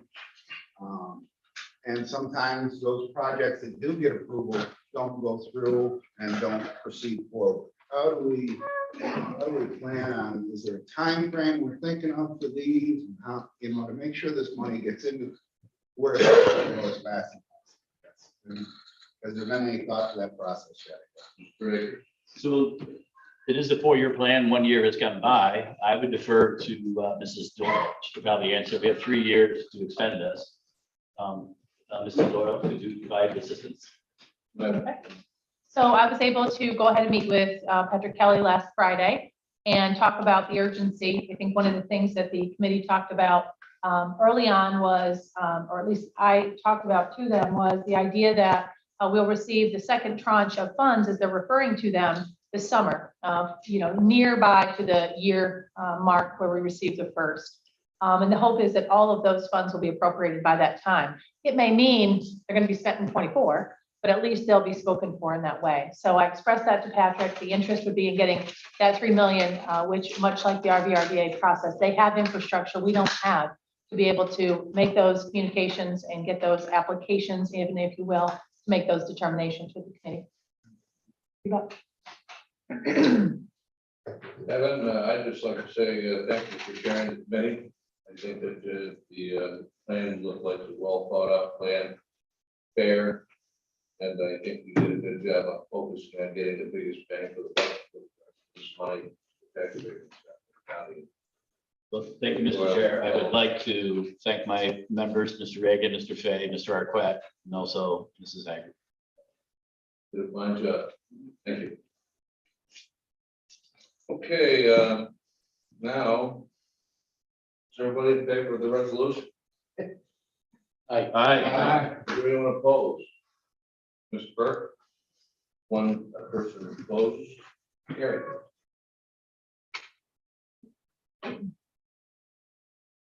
Mr. Akers. Mr. Chairman, I offer a resolution authorizing the chair to sign a contract with Atlantic Testing Laboratories for hazardous materials survey and project monitoring for county buildings. I move this resolution. Second by Mr. Denisha. Any discussion? Any discussion? We have a roll call.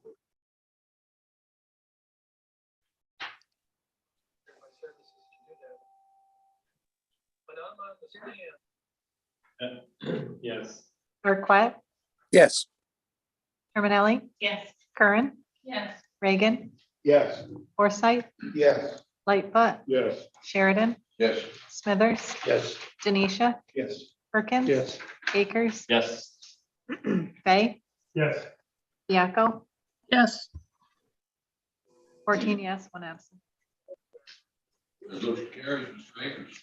Mr. Chairman, I author a resolution authorizing the chair to sign a contract with Brooks Washburn Architects for architectural services for the former sheriff's house and the former St. Lawrence County Jail, and modifying the 2022 budget for the county administrator's office. I move this resolution. Second by Mr. Denise Lightfoot. Any discussion? No discussion, we have a roll call vote. Arquette, yes, Ellie, Yes. Curran, Yes. Reagan, Yes. Forsythe, Yes. Lightfoot, Yes. Sheridan, Yes. Smithers, yes, Denisha, Yes. Perkins, Yes. Akers, Yes. Fay, Yes. Viaco, yes, Burke, Yes. 14 yes, one absent. Resolution carries. Mr. Akers. Mr. Chairman, I offer a resolution authorizing the chair to sign a contract with GP Flooring Solutions for the purchase and installation of flooring and modifying the 2022 budget for renovations of the Human Services Center. I move this resolution. Second by Mr. Burke and Ms. Kern. Any discussion? Mr. Akers. I will say that when this resolution first came out, we asked Mrs. Doyle to try and secure some local bids. We did, but this goes to the lower bidder by, I think it was 70 grand. That be not correct? Dylan, were you involved with that? So we did our due diligence, and I urge you to support this. On a roll call vote, Kelly. No other discussion. No other discussion, go ahead.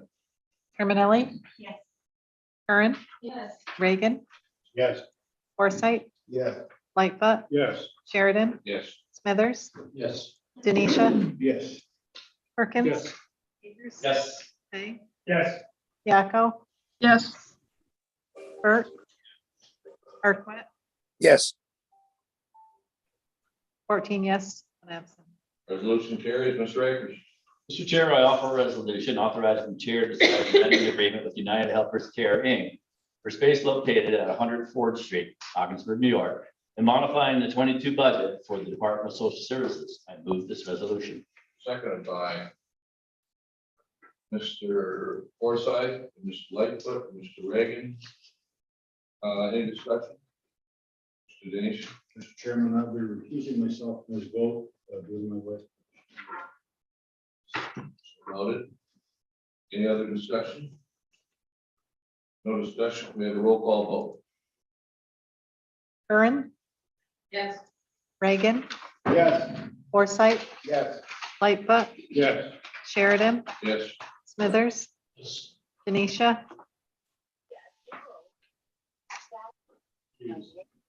Perkins, Yes. Akers, Yes. Fay, Yes. Viaco, yes, Burke, Arquette, yes, Terminelli, Yes. yes, one abstain. Resolution carries. Mr. Reagan. Mr. Chairman, I have a resolution authorizing the chair to sign a contract with ClearGov Inc. for digital budget of software platform and modifying the 2022 budget for the county administrator's office. I move this resolution. Mr. Kern. Any discussion? Don't see any discussion. No, roll call vote, please.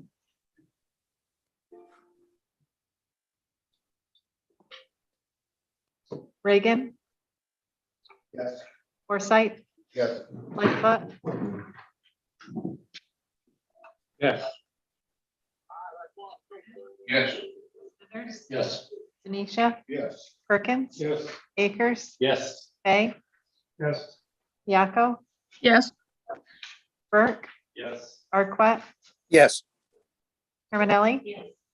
Curran, Yes. 14 yes, one absent. Carries. Straight. Mr. Chairman, I have authorization for authorizing the filling of vacancies. I move this resolution. Seconded by Ms. Kern and Mr. Perkins. Any discussion?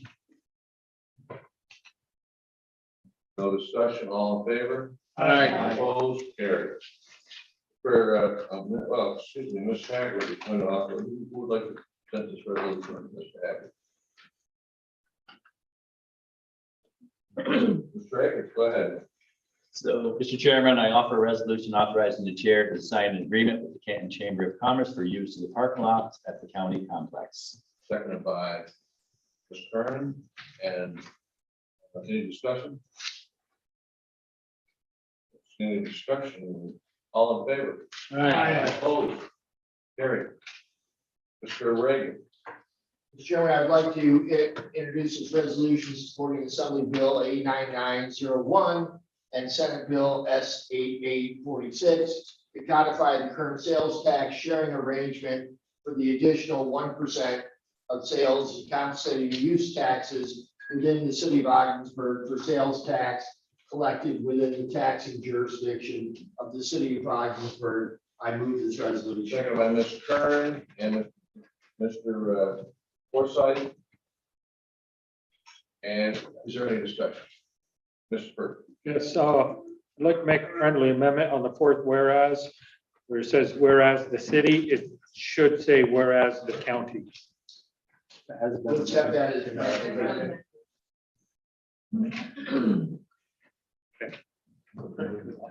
Thank you, Mr. Perkins. Sorry. What was just pointed out to you, Rick?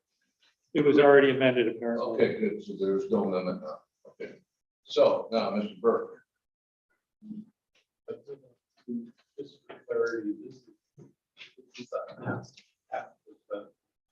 Of that which is collected within the city, right, 0.5%. 0.5%. Any other discussion?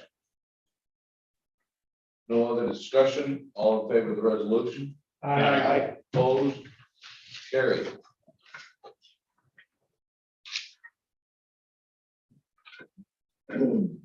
Doyle, do we have a report from you? Bill, we do have that one last resolution that's on Oh, everybody's yes, desk. I'm sorry about that. There it is. Right in the back. Mr. Lightfoot. Mr. Chairman, I offer a resolution modifying the 2021 social services budget for increased cost in child care and foster care appropriations. Move for its adoption. And is there a second? Mr. Burke makes a second, so it's his turn. Any discussion?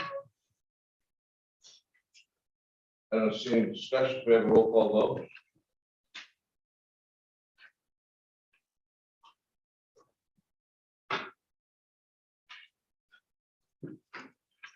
Forsythe, Yes. Lightfoot, Yes. Sheridan, Yes. Smithers, Yes. Denisha, Yes. Perkins. Yes. Akers, Yes. Hay, Yes. Piaco, Yes. Burke, Yes. Arquette, Yes. Terminelli, Yes. Curran, Yes. Reagan, Yes. 14 yes, 1 absent. Resolution carries. Now, for the county administrator report. Yes. Just a few items to provide you with an update. The first of which is a transfer of funds, which I'm required to report out following the authorization. $110 was authorized to be transferred in the treasurer's office to complete the fleet leasing program for 2021. At our last meeting, there was a request with regard to the Department of Motor Vehicles and the downstate revenue. So I wanted to give you that update as well. There are currently, with one amendment, there's 128 dealers that St. Lawrence County provides services to. One new dealer just committed with 600 transactions per month headed our direction.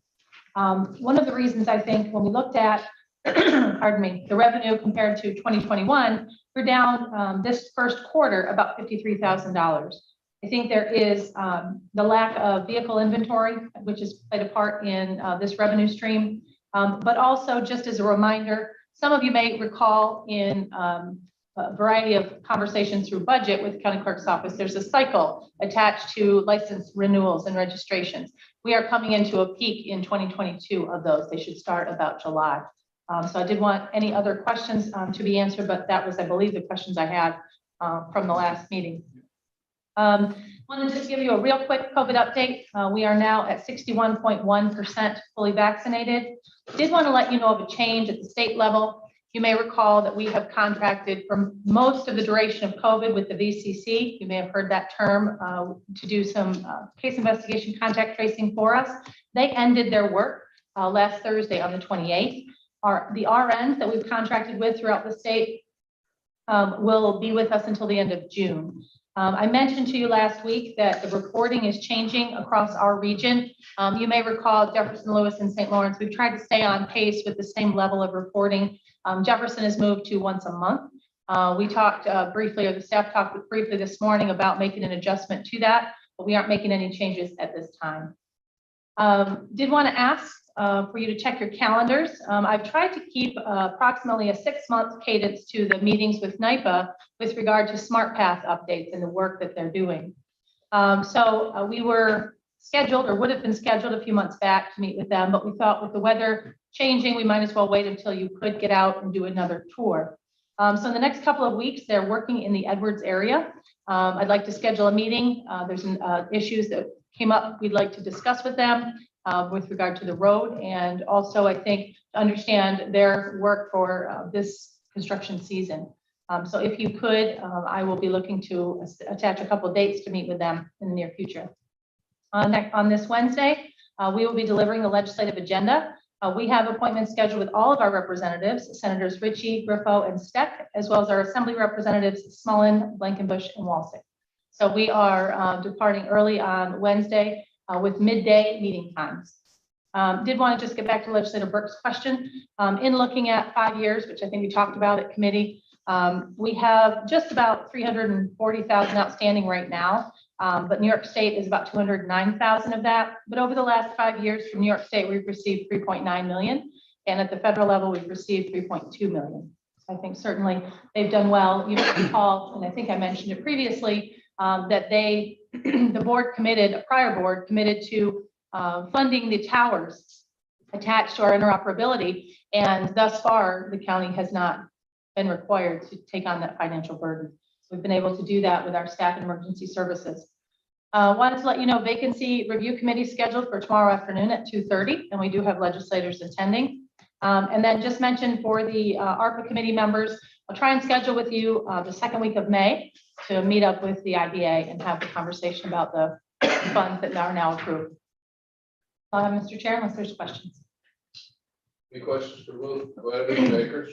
Just Assemblyman Billy Jones not invited to this? Not invited. I don't think we were able to get time. He did. He responded. He's on the agenda now. Oh, he is? Yes. Well, that's important because he's in the majority. Thank you. I'll Any send the other new questions, agenda. Ruth? All right. I'll send the new agenda out. He responded today. Okay, no further questions. Let's go on to old and new business. Any old and new business come before the board?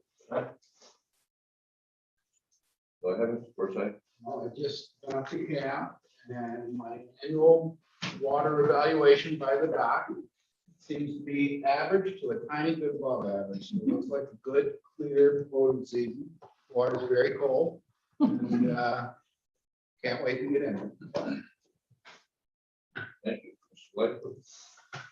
Regarding the shade roller property in Ogdensburg, I had a conversation last week with Andrea Smith, just her and I. And she provided me with a little more information as far as exactly what needs to be done in order to get a certificate of completion from the DEC on the shade roller property. And what needs to be done is removal of contaminated concrete, contaminated by PCBs, and contaminated soils that are contaminated with a variety of chemicals. Both the soils and the concrete will have to be removed from the site. And in order to deal with the PCBs and the concrete has to be transported out of state. in order to go to a location that can safely render this stuff harmless.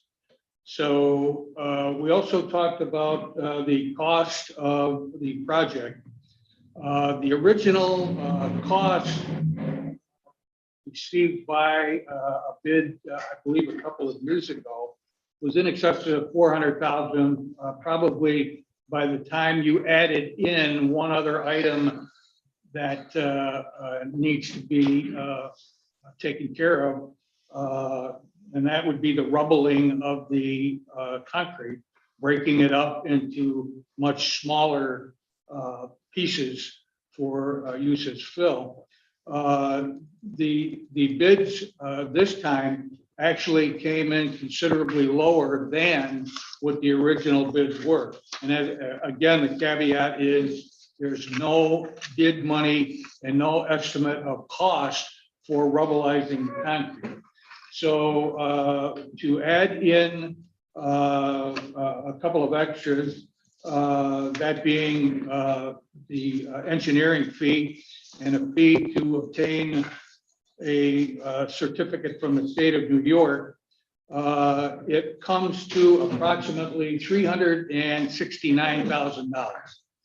I asked Ms. Smith, what would the city be happy with as far as the county contributing to or towards that $369,000? And her response was that she would like to see us go half and half with the city.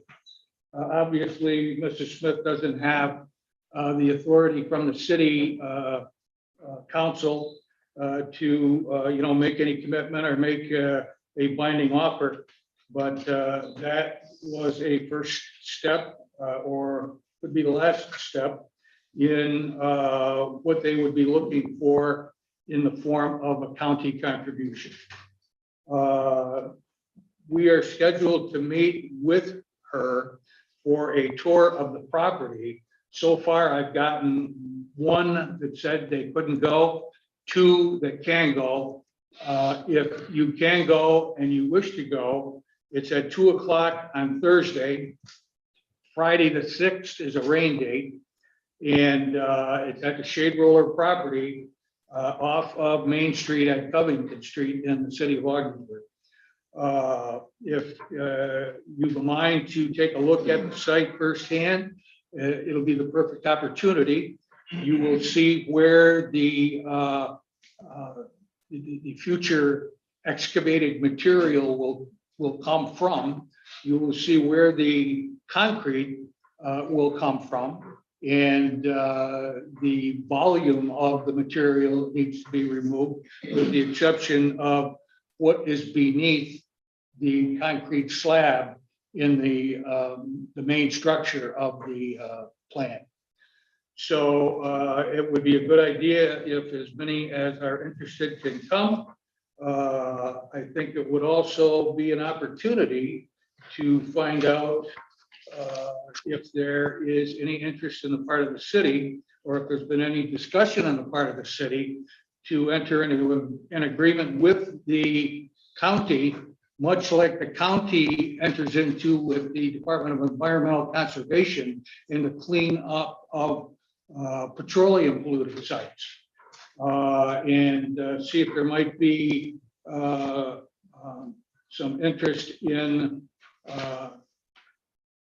recompense to the county for providing funding to get to the end of this and get to a certificate of completion by the state. To me, it's a logical thing to do, looking out for the taxpayer in St. Lawrence County, all of St. Lawrence County. And it's no different than what the DEC puts on the county when we have to clean up a contaminated site, and there have been many of them. So that's something that sort of like a partnership. It's something that I think is worthy of discussion, and perhaps Thursday or Friday would be a good time to do it. So for her to bring it back to the council. So that's all the business that I have, old or new. Mr. Burke has a question. Sure. So the partnership, which is that. How much, as far as getting money back. I guess the other question is, how about getting it back on tax? Well, if they sell it, it's automatically if it goes to a private individual, it would go to, or a company, it would go back on the tax rolls. But what our motivation in funding, our help Mhm. was to get it back on the tax. Yes, sir, that's correct. And yet, we're dependent upon them to do that. You know? And I will tell you right up front that being that the adjacent Diamond National property has sat for 8 years with that certificate of completion, and there has been nothing done on it. I think it's reasonable that we give one pause to, want to think it over. But that being said, it is a waterfront piece of property. It does have value. And to what extent, we're going to have to get somebody to go in there and make an estimate of what it is. 51%, so that we can be sure to get it back on the tax roll. Can you bring that up?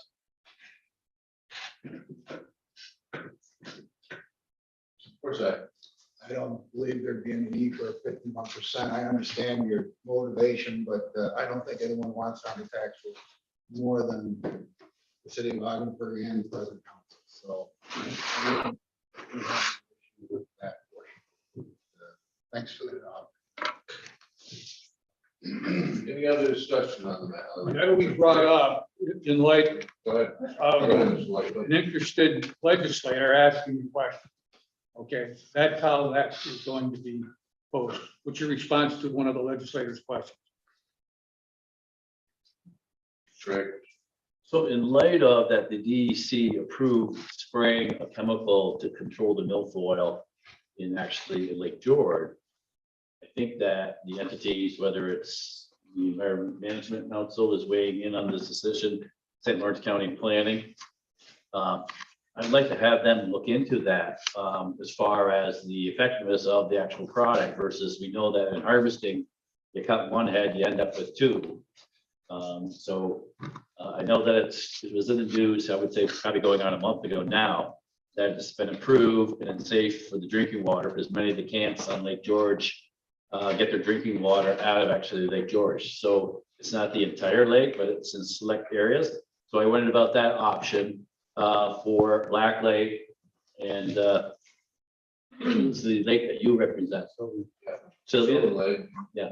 So I think if that is something that is longer lasting and you control it versus mechanical harvesting, which we've already spent $27,000 at Black Lake, that would be, I would task those individuals, the planning department, the NC to analyze that and come back with a report if that's an option for these waters that we have that have milfoil in them. I think that we should do that. I don't know if we could ask Mrs. Doyle to pass that on. He actually is listening. I just confirmed. Oh, okay. He's hearing the Already report. confirmed? All right. Great idea. Right there. I didn't see it. Jason. Good. Glad you brought that up. Go ahead.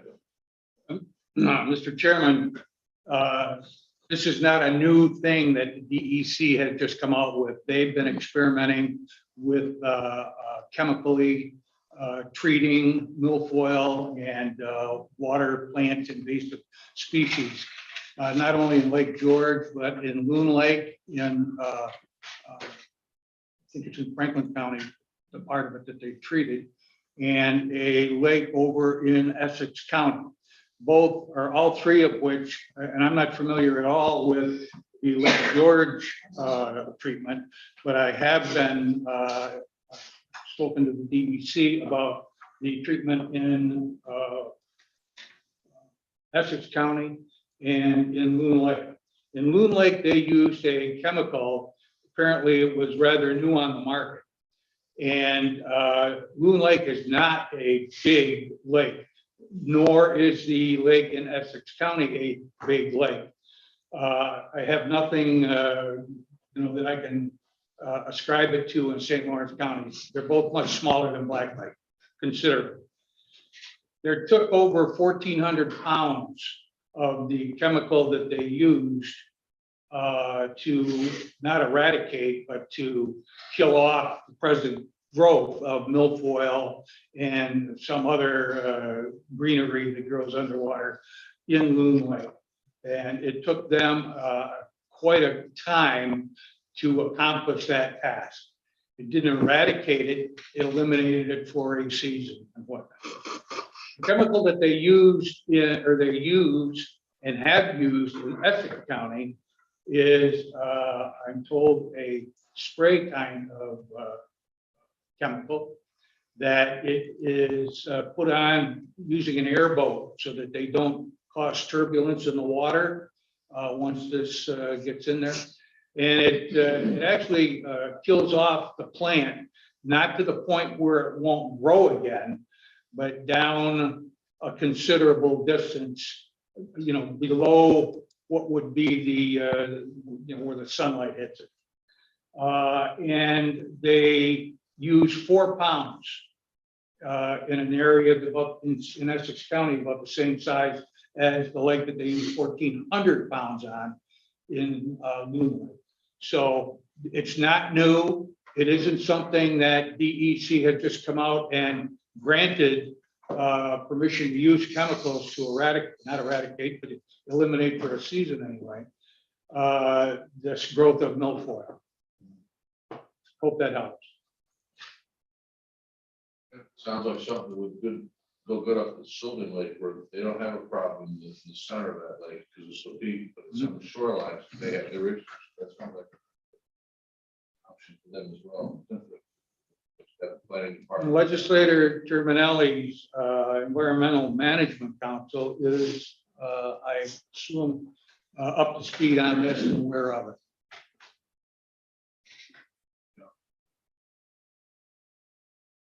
Okay, anything else? All the new business is perfect. I'm not sure whether anybody's gonna bring up what Jefferson County did as far as capping the tax on gasoline, $3. I thought it was a great idea. I don't know whether there's any support for it here. I'd like to think that we could do something. High cost of gasoline. Mr. Akers. So I sent out an email to everybody, what I thought would be a hypothetical financial analysis of it. So if you do not tax the last $1.25 with 4 cents, that comes out to a nickel per gallon of gas. If the average person uses 20 gallons a week to get back and forth to work, get their groceries or whatever, that's about $1 a week. So you would save, the consumer would save $1 a week. So extend it out through the year, that would $52. And I think with high gas prices, I know what people do. Like I mentioned in my email, Mr. Lightfoot was caught driving his wife's Subaru here at 35 miles a gallon last week. I don't know if he's got it today or not, but the Chevy was sitting at home at 12 miles.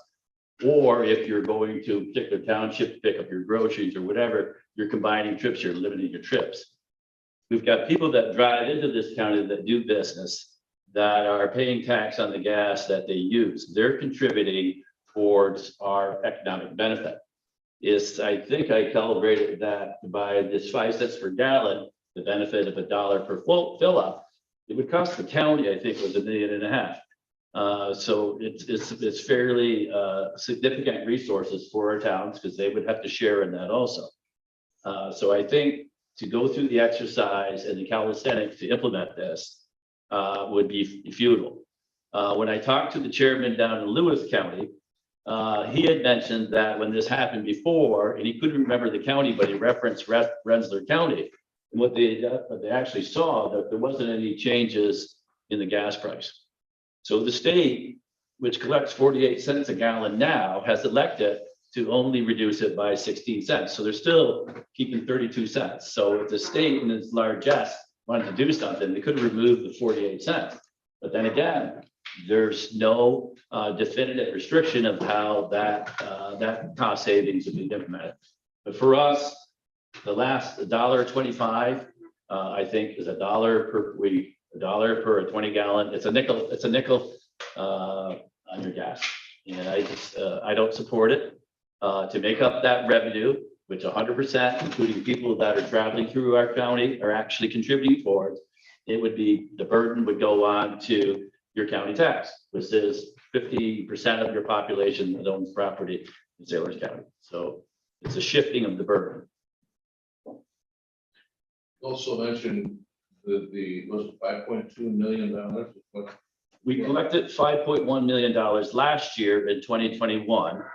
My expectation, it would be greater this year because your average gallon of gas has gone up at least $1. So we're going to pick up 4 cents on that dollar for every gallon that's being utilized. So I don't know, Ruth, do you have any projection? If we were 5.1, I think if you compared the prices now towards last year's average, we'd be up at least $1 per gallon. I don't have projections, but I believe that in consultation with the treasurer, we believe we'd be well better off in the first quarter of this year, based on that. Mr. Forsyth. Thank you. And I saw it, John. I commend Jefferson County trying something. I think it's ridiculous in my mind. Not enough to, how are they gonna program these pumps? You know, I try to think of how the small business guys can try to program these pumps to, okay, we're gonna shut off the 3 blocks, not collect the 1 cent. And I'm just like, maybe they can, you know, I'm sure they must be able to, but it just, think of logistically, it should be a nightmare.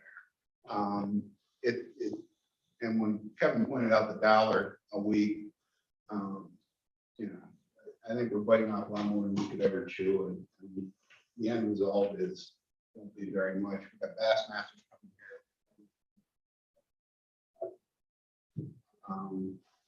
You know, inflation sucks. Local governments benefit, you know, no question about it. So catch 22.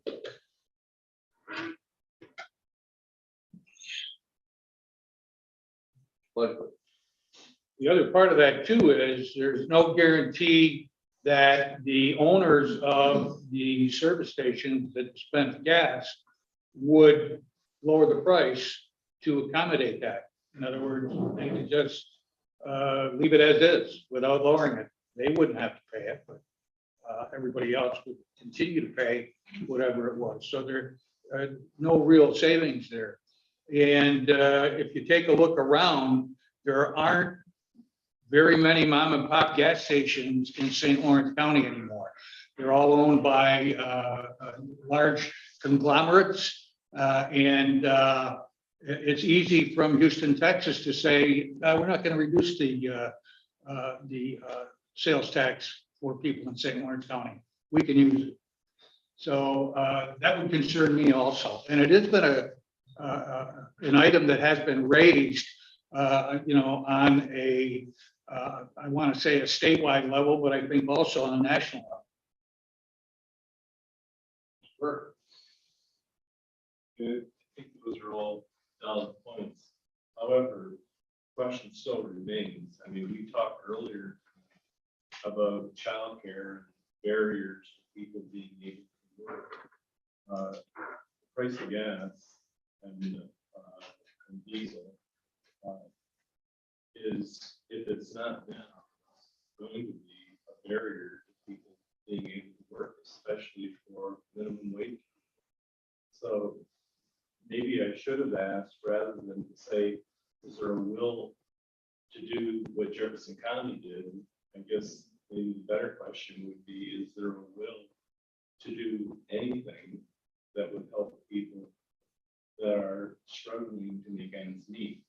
And I mean, I love the idea of getting money from people that are out of the area. I think that makes a lot of sense. But again, there are people who are struggling here. And a lot same theme as it's a barrier. And as prices go up, it becomes even more. You don't do this. My question would be,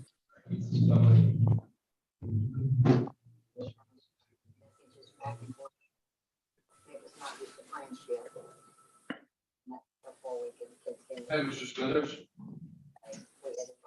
I'm gonna be risky. I'm gonna say 5 cents a gallon isn't gonna amount to much. It's just something that'll make the papers. If the price of gas goes up to $5 a gallon, you're talking 8 cents. If we do the same as Jefferson County did. I don't think that's the right answer to this problem. Certainly the price of fuel is a factor in inflation. And the price of gas has gone up steadily since January of 2021, when the current administration took office to promote their agenda of saving the environment by encouraging people to buy electric cars. And so, to quote Barack Obama when he was elected, elections have consequences. Mr. Akers. Well, oil production is actually up significantly. It'll be a long time before it hits the market. But if you talk to business people and what is restricting your investments here in New York, it's the regulatory environment, but it's also for homeowners is when your county and your school taxes are higher than your mortgage, which is different. You look at a $200,000 or $300,000 home in the state of Georgia, where the taxes were $1,200. And Mr. Seeger could even say what his taxes were at his home. You know, ours are astronomical compared to other states. We are either tied with New Jersey and California, we're right in there, one first or second. The best thing that people can do, that the county can do, is what we have actually done here in the last 7 years. On the taxation, we've actually lowered taxes for 6 years. And on one of those years, the 7th year, we actually kept taxes the same. So we know that we're going to have an influx of monies that we'll be sharing with the towns and the villages on this gas and diesel sales tax. We continue to keep lowering property taxes. That will benefit people, get that tax down. And the same thing with businesses and homeowners that actually have rental properties. If their taxes go down, they may not see a reason to actually increase the rents, particularly if you have a individual that's a good tenant that's, you know, maintaining your property and that thing. So it's all of that. So it's much like when the ARPA committee was talking to Ruth about this capital project. I think initially, Ruth had maybe 3 million in it, and I said it was totally underfunded, and that is probably going to be 8 to 10 million. And Ruth mentioned, well, we can use the fund balance for that. I said, let's use the federal money towards this capital project, because otherwise it's taxpayer money. We use the taxpayer fund balance, so the addition to our fund balance, if we get over the 38, 39 million, to lower property taxes, and you'll have more growth in your communities and less pain. People make choices. I think Mr. Terminelli says airplane tickets are so high, people make the decision to drive to North Carolina at Easter break, right? So you can control your expenditure to some extent on your transportation costs. You cannot control your taxes that we elect in this office and who are the individual and how much revenue is coming in. And sales tax is a big piece of that revenue. And that's what we have. Sales tax and property taxes. More side. The transit system, have they changed the rates at all? You have to check on that for me. You know, I see a ton of Amish using it too. I'd like to know the percentage. They haven't changed the rates at all? not in the last, That's gotta be an awful. And I'd be curious of the Amish percentage ridership. It looks huge. No, from what I see. Well, that looks purple, exactly. It has choices. Mr. Arkin. Thank you, Mr. Chairman. I think it was well before the ARPA money even was known about, that we had talked as a body about trying to provide some type of relief to our citizens. And then throughout the early discussions with our committee, we had no idea that there was an opportunity or within the criteria to give out cash payments like they did over in Franklin County. And again, we were well into it at that point, and I think that the committee did do a good job at trying to spread that money evenly across, or make it so that it could be experienced by the bulk of the population across the county. And I think we did a good job there.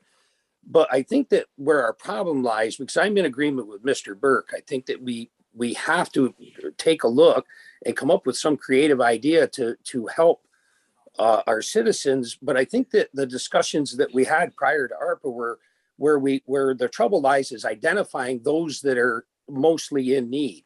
To again, even if you talk about what's going on in Jefferson County with the gas prices, yes, that's a certain spread throughout the population, but there's members of the population that don't need it nearly as bad as some of our folks that are really in harm's way at this point. So I think that as a body, as we move forward, if we could come up with a creative idea on how to identify those that are mostly in need in a way that we can come to their assistance. I think that, and it would never speak for Mr. Burke, but I believe that that's more in line with what we're looking for. And remember, and I don't want to get in a debate over fund balance. A fund balance it's a good thing, but it's for a rainy day. It's and again, with the old saying, it's pouring for a lot of folks across this county right now, pandemic related or otherwise. So again, I don't have the answer. But I think that, it can't be a concern about, money going here that should go here. We need to identify those that are in trouble, and we need to figure out a way to help them. And, I hope that somebody, I'll certainly be thinking, I have put a great deal of thought into it. I don't have any answers at this point, but I hope that that's our goal, rather than debating over, the building of the fund balance or something that's not helping our people whatsoever. And remember, the fund balance is the people's money. Thank you. Any other discussion? Go ahead, Mr. Forsyth. Gas voucher system based on income. Then how do you finance it? That's the only way I can think of, Tony. Some sort of voucher system based on income and need. Any other discussion? Mr. Akers. Just one thing, it was with great disappointment that the American Rescue Funds could not be used towards highway. So if you look at the reports that we had a report there from Mr. Chambers here last Monday about how dire the need for money is. So if you had additional funds in your fund balance, because the ARPA monies could not be applied there directly, that money can be utilized for highway projects.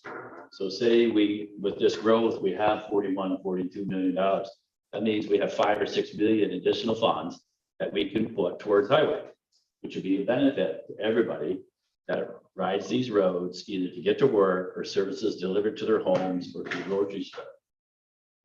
So it's not money in your pocket. Just think, for the example, if you disperse $46, the 5 billion that we referenced earlier, to everybody in this town, it would be gone like that. It'd be like cotton candy. It'd be gone. Whereas we're making an investment for the future, and it's a long-term investment. It's an investment as we improve capital operations here that'll make this county government and the services that we provide much more efficient. And that's what it's all about. It's a long-term investment rather than something that would be gone overnight. You give me $46, it would be gone by the time we left Surgeons. So, all I have. Thank you. The nation. On the fuel, I know we talked about it. We talked about home heating fuel last year. We're talking about gasoline. Just as a make a point, 1986, the paid $5 a gallon for gasoline in Germany. 1986. So high gas prices is something that we have been immune to for many, many years. And that's why you go to Europe, you don't see F-250 trucks that are being used to drive back and forth to work and such stuff. They're all small vehicles. They're not known. But at any rate, gasoline, I told some of the folks this evening in our caucus, there's a difference of 23 cents a gallon in gasoline from Star Lake to Canton. 23 cents. I fill up in Star Lake. It's why? Why is there that much difference? It's within 40 miles. Doesn't make sense. Somewhere there's something that's something is not right. But, you know, I think on the gas, we need to do something. But I think it's not so much as the gas as it is home heating fuel. And I think it's something that we should think about seriously. Because when we last talked about it, it was something that couldn't be done so quickly. I know one person on my home delivered meal route. They got kerosene last week, but they $6 a gallon per person. Someone's living on less than $800. I have some other folks that live in my district that receive heat funding. And they were told, oh, sorry, you know, you weren't eligible for that, you need to pay us back. Well, I don't have the money. How are you gonna pay it back? So there's some real deficiencies in how we do things. I'm not sure how to correct it. But I do know that we need to, you know, it's gonna be, things continue on throughout the year as they are right now. There's gonna be some folks, they're gonna have to be choosing whether they heat their house, whether they get groceries, whether they get medicine. I don't want to be a part of that.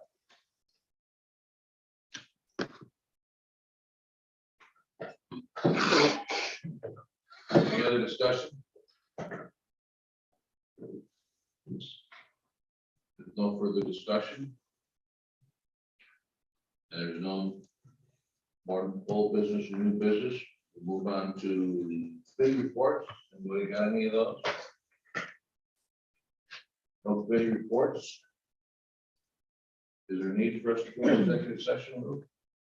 There is for litigation, personnel, for the medical, financial, credit, or employment history of a particular person or corporation, or matters leading to the appointment, employment, promotion, demotion, discipline, suspension, dismissal, or removal of a particular person or corporation, and appointment.